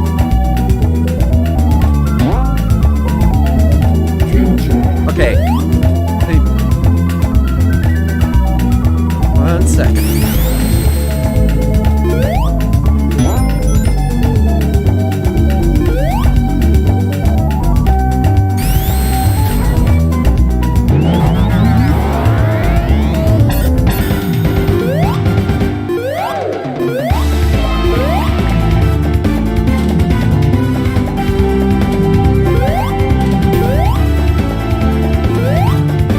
God, am I glad that we can show this thing off, you know, without that horrible jump sound effect.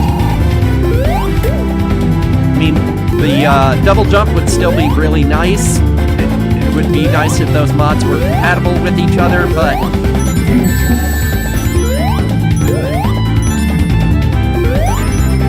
Okay, we just need to find a stretch of ground.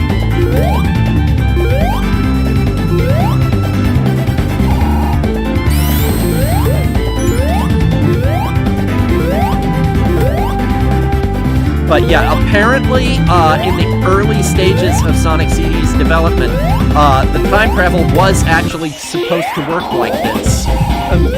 But for whatever reason, they revamped it into its current form.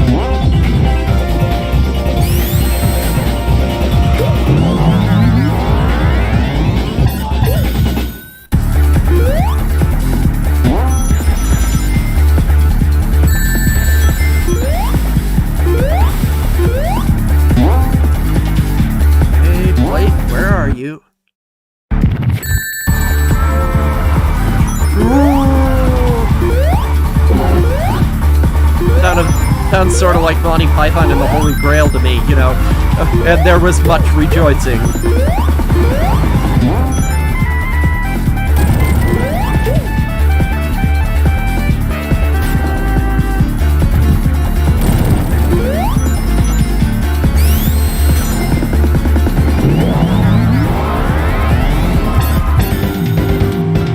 Yeah, that could be.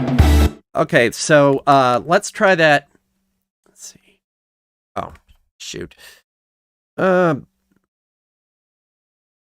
was dumb. Sega!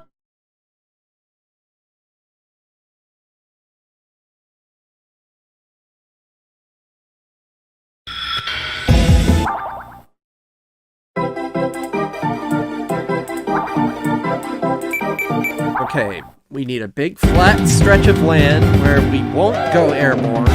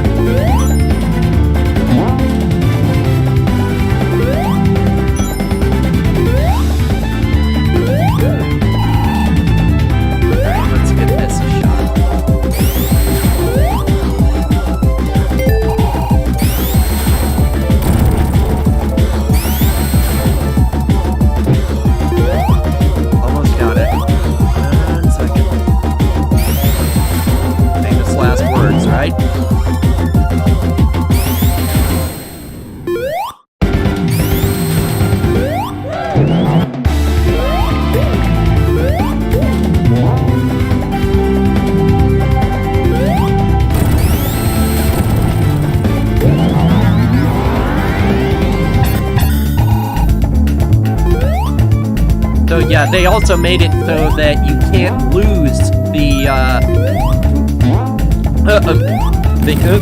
signpost if you screw up the time warp. So that alone makes it much less frustrating.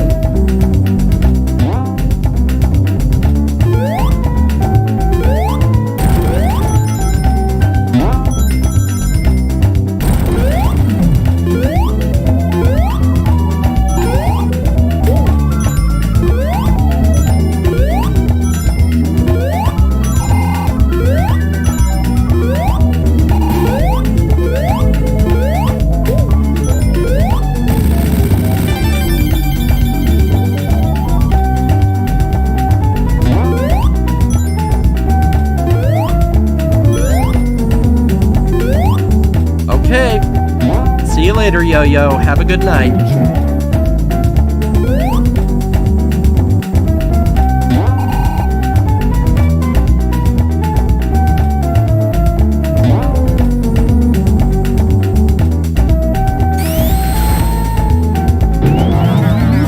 Ah, there you go. See? You got the Back to the Future flame trails.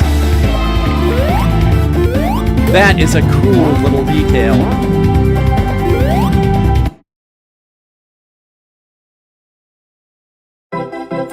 So I'm going to use this mod in Metallic Madness because getting the time warp through normal methods in this stage is especially frustrating. So just so, like I said, just so that we finish on time.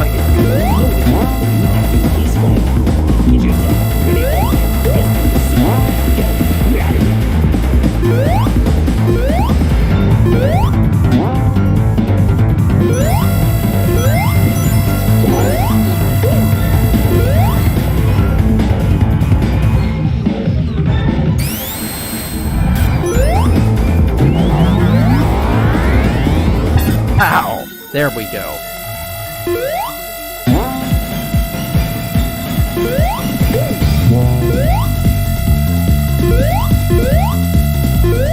Now let's see if I can remember where the teleporter is for this stage. I think it's somewhere down below. Oh, these things.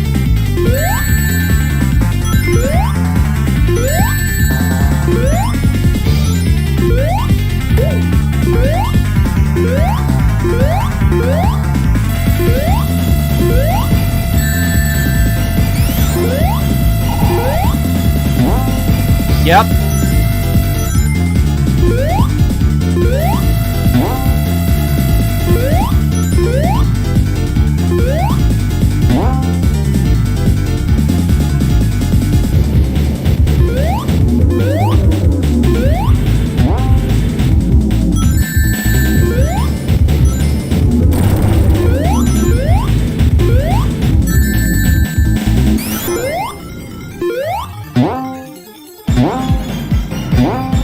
Yeah, this stage is designed to be cramped and confusing, and to not give you space to run.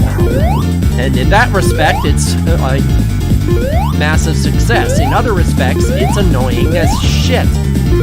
There's the teleporter.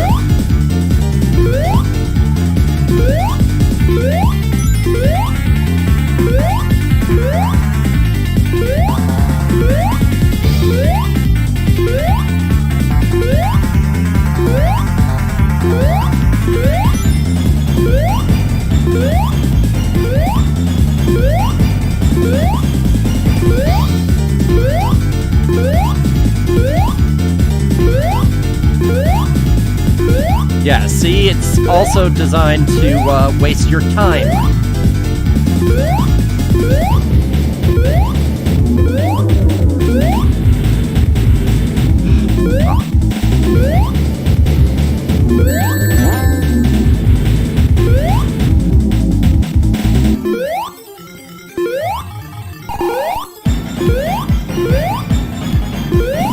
So we got these Mega Man blocks here.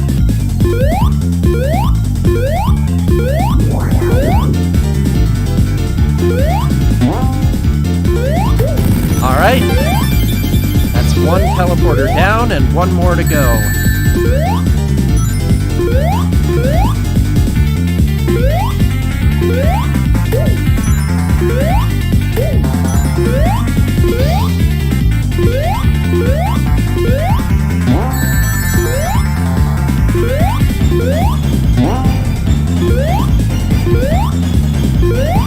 Really gonna make me go through this, aren't you?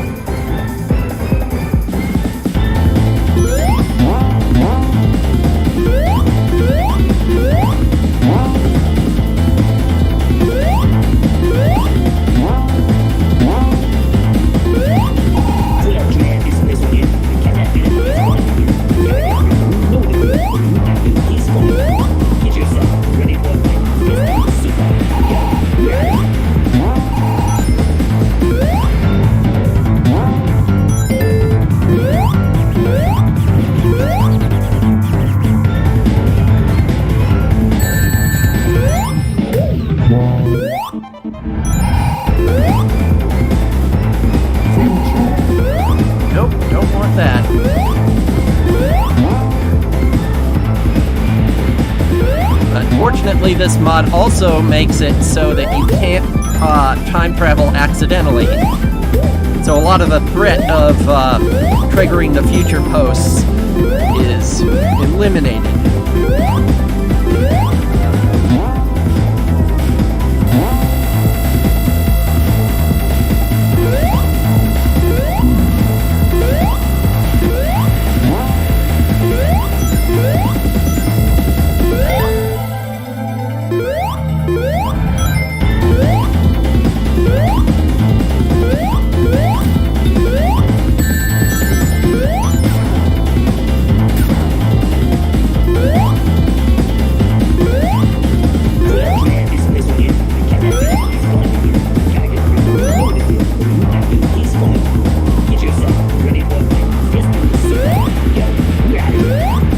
Really wish I could find a transcription of whatever that guy is yelling on in this track. I can make out, you know, oh, get yourself, you know the drill, and get yourself ready for a fight. Let's do this thing right. We're out of here, and that's about it. Ah, there we go.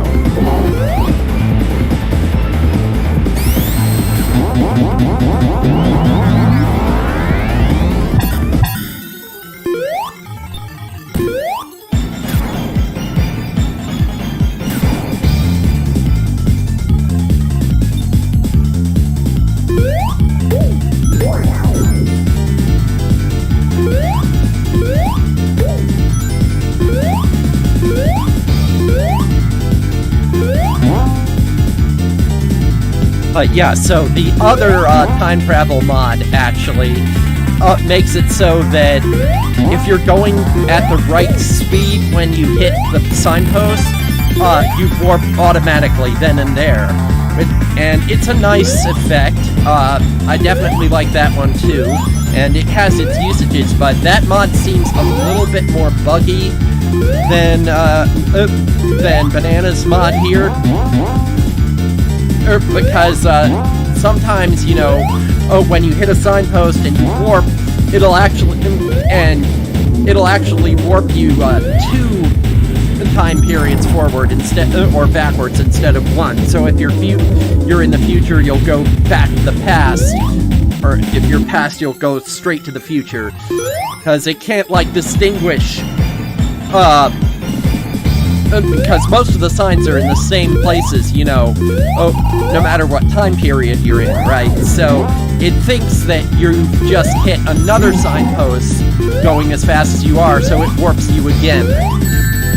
So yeah, with a little more bug testing, that mod would be fantastic, I think.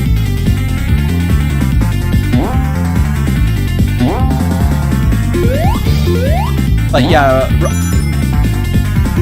Rubber Ducky Cooley, who made that mod, and the Sonic CD General Improvement Buttons mod, is also one of the same people who ported the source code for the Sonic 1 and 2 remasters to PC.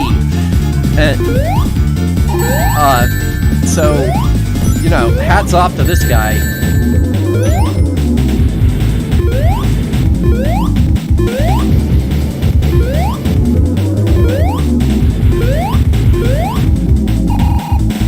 I mean, since Sega's pretty much indicated that they're not going to re-release those on non-mobile platforms.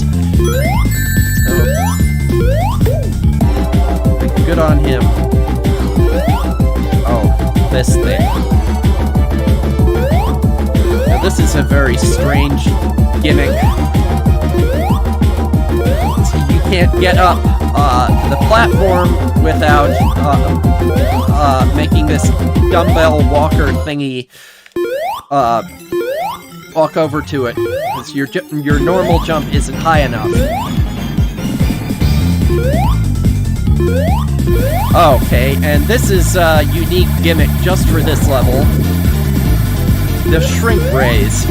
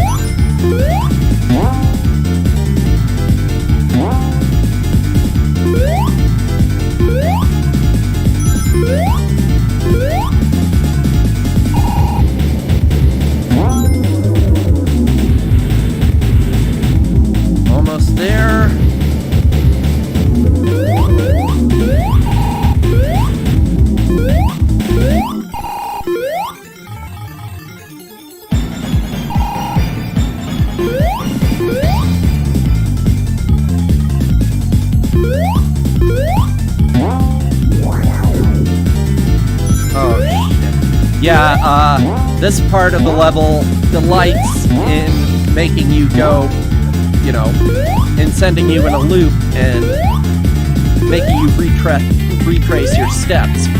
You'll notice that I'm already 7 minutes into this level. If I get a time over, well, I hit the teleporter, so it's not the end of the world.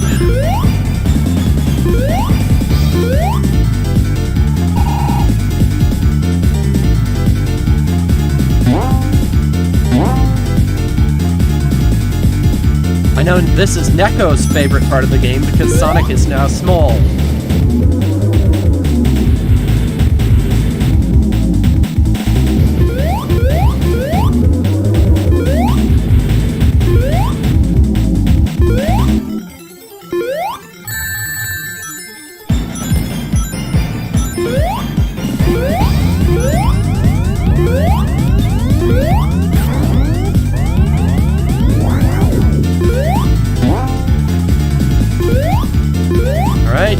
And these falling platforms mean we're almost there.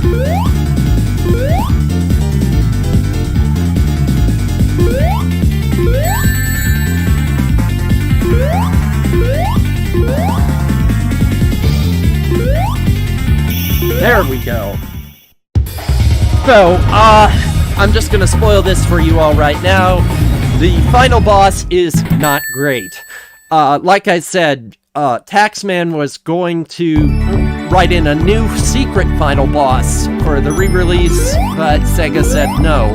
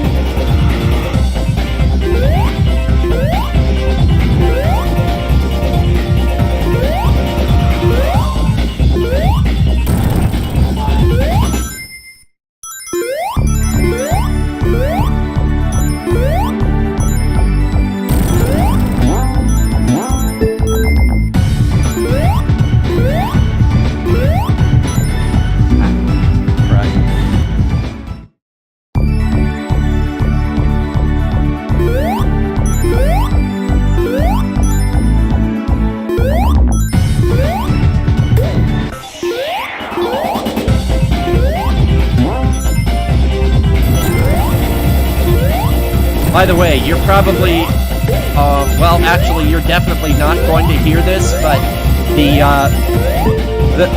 the American version soundtrack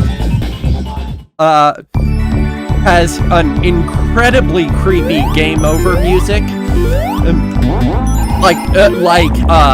When I played it on an actual Sega CD when I was a kid, I heard it and was terrified because it's almost nothing but discordant music and distorted voices laughing at you. Like, you can argue, of course, damn it. You can argue, of course, that, you know, the drowning music is the most terrifying, anxiety-inducing music in Sonic history. But, yeah, the American Sonic CD Game Over music is a very close second. But, I mean, it's, as a kid, I always thought that the last voice laughing at you has got to be, you know, Eggman, or Robotnik, as he was known back then.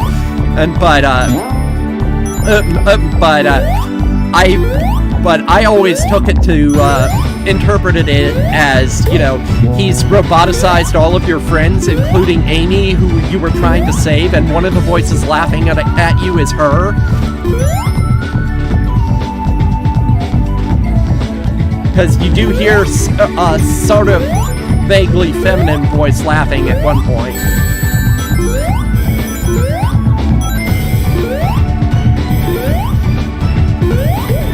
Actually, I'll see if I can find that once we're done here.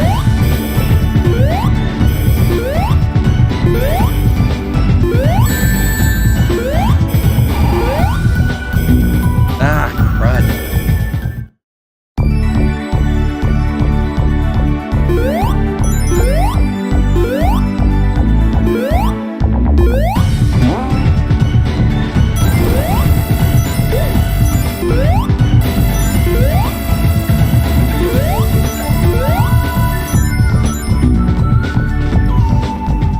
Yeah, they pull out all the stops for this one. It just let you run right to the final boss. Oh no.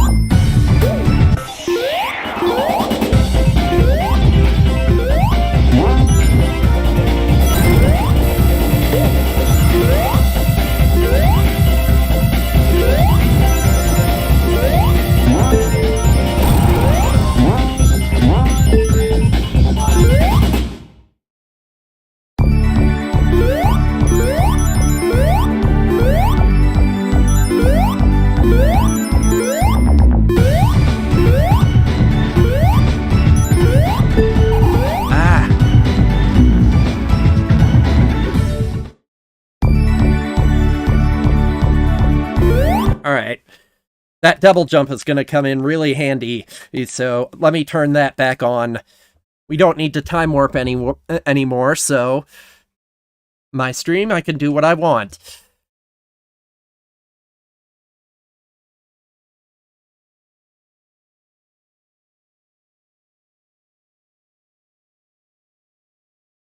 Sega. I made that joke earlier.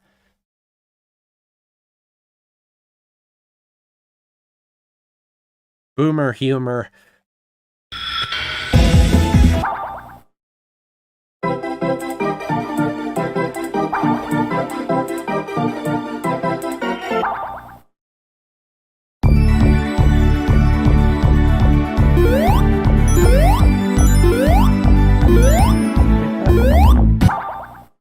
Huh?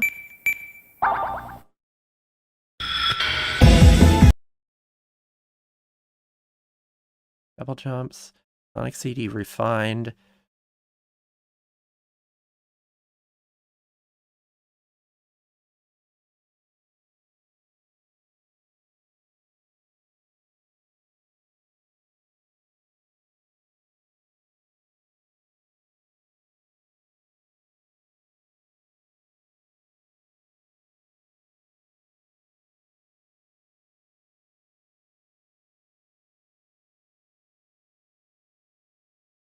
Sega.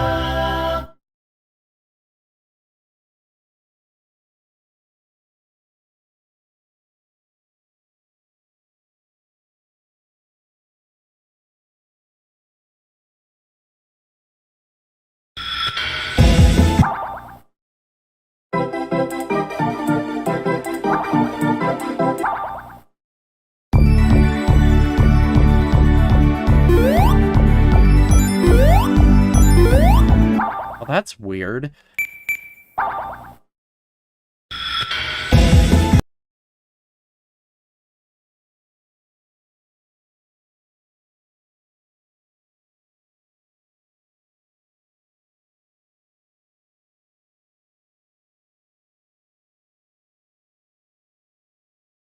Sega.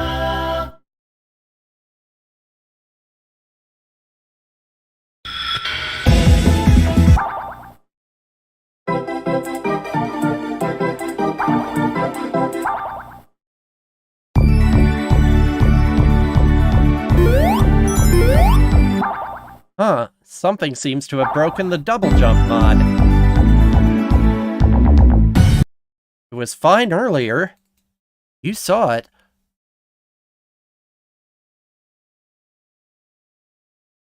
Sega. Maybe there's an update out that broke it.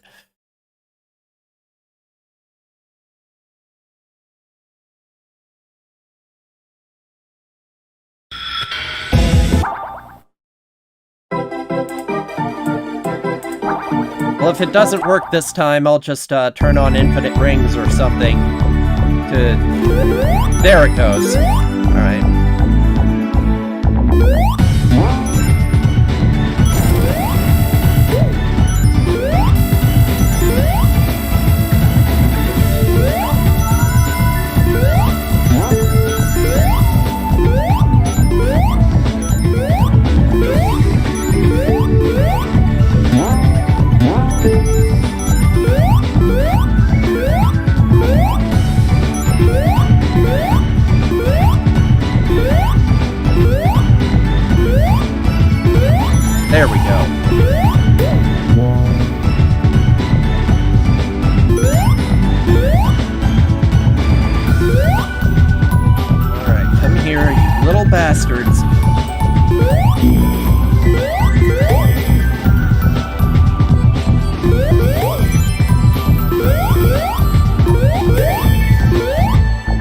There it goes.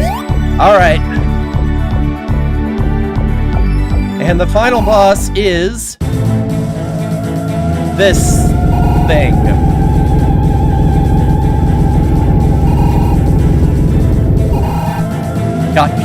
It's got cool music, though.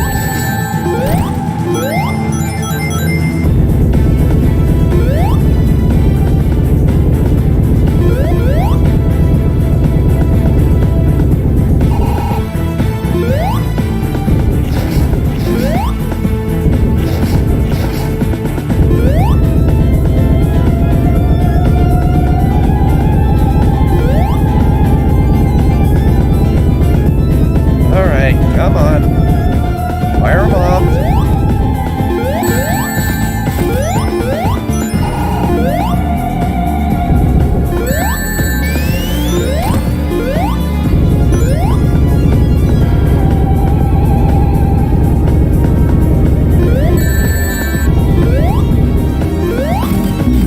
Ah, crud.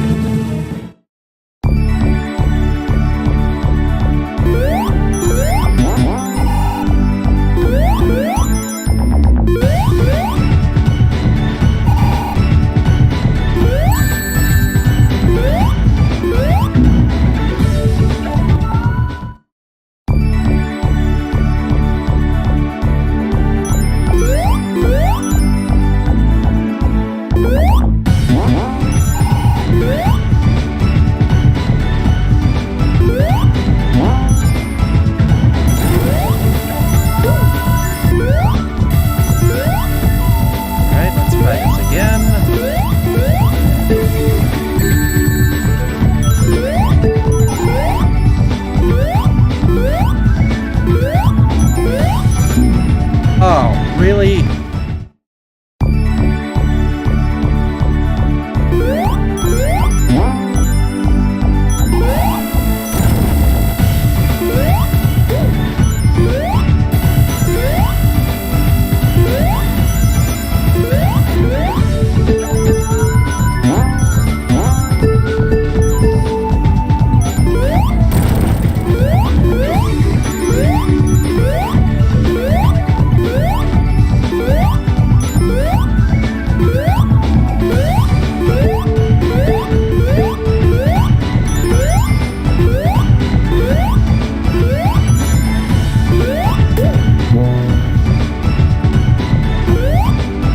The flipping into the foreground and background mechanic here is pretty interesting. I do like that.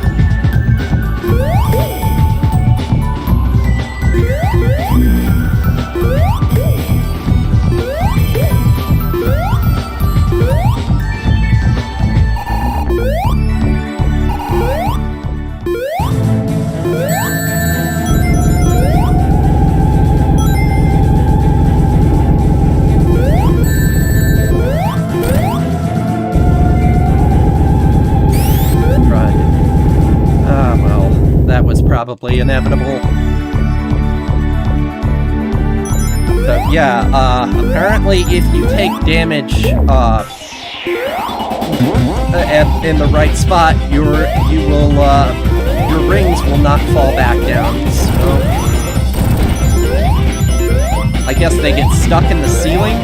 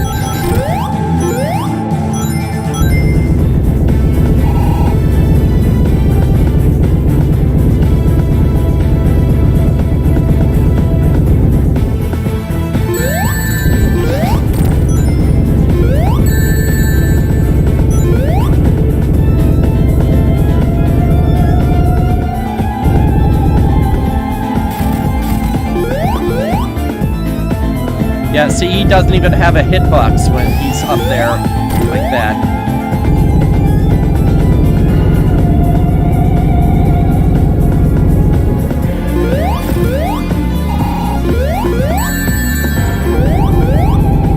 Come on.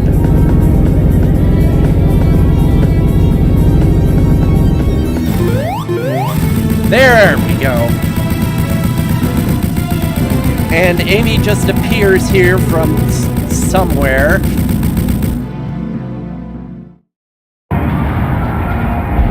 We get one more Toei cutscene. I don't know why that's running so slow. It's not...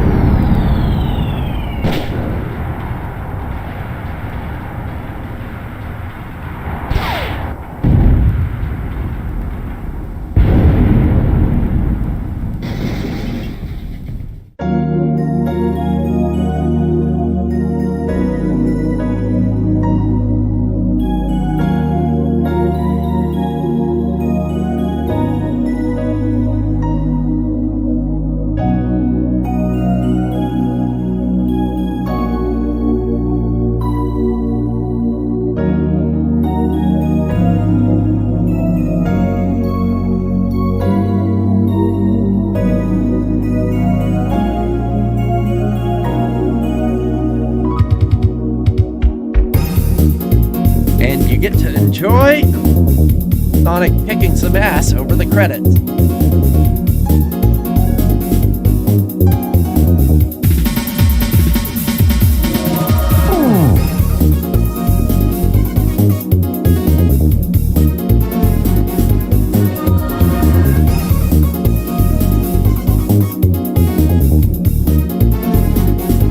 Yeah, this song is called Cosmic Eternity, and in the original release it did have lyrics, but there were some kind of rights issues for the re-release, so they could only include the instrumental version.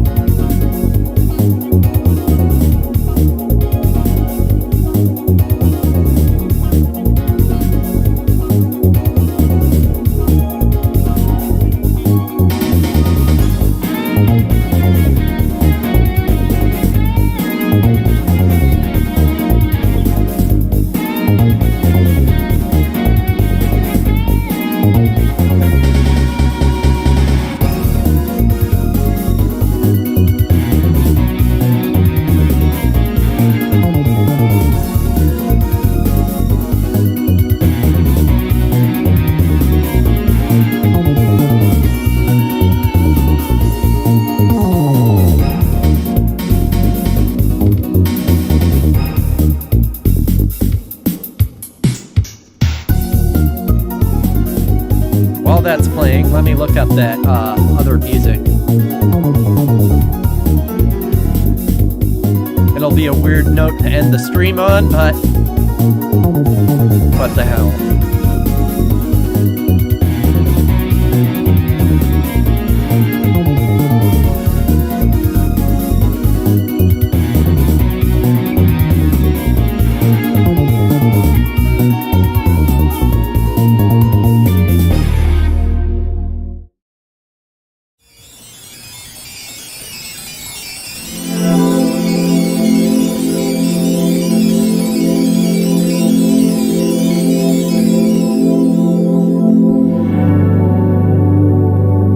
There we go. That was Sonic CD. Oh, thank you for indulging me in this weird little side note in the history of the Sonic series. It's an odd one, sure. It's extremely odd, but it's remembered fondly by a lot of us.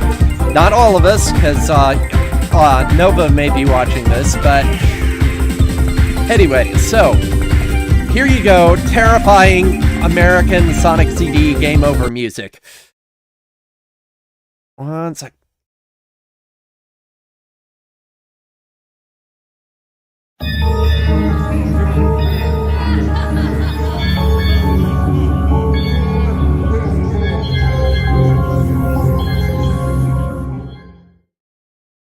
Yep, that's it. So anyway, thank you for watching tonight's stream. Thank you, Yo-Yo, for following and for contributing all of the trivia information. Next up will be the remastered version of Sonic 2. That'll be coming up on Thursday. We may be able to finish it up in one night. If so, we will start Sonic 3 and Knuckles, well, whenever we finish Cold Steel 4, so 2024, 2025, maybe. Anyway, until then, you can find me elsewhere on the web by following this link, wlo.link/@BHSdesk. That has my donation info and links to find me elsewhere on the web. If you are watching on YouTube, please throw me a like, comment, subscribe. If you're watching on Twitch, follow or subscribe. I will see you here on Thursday night. Have a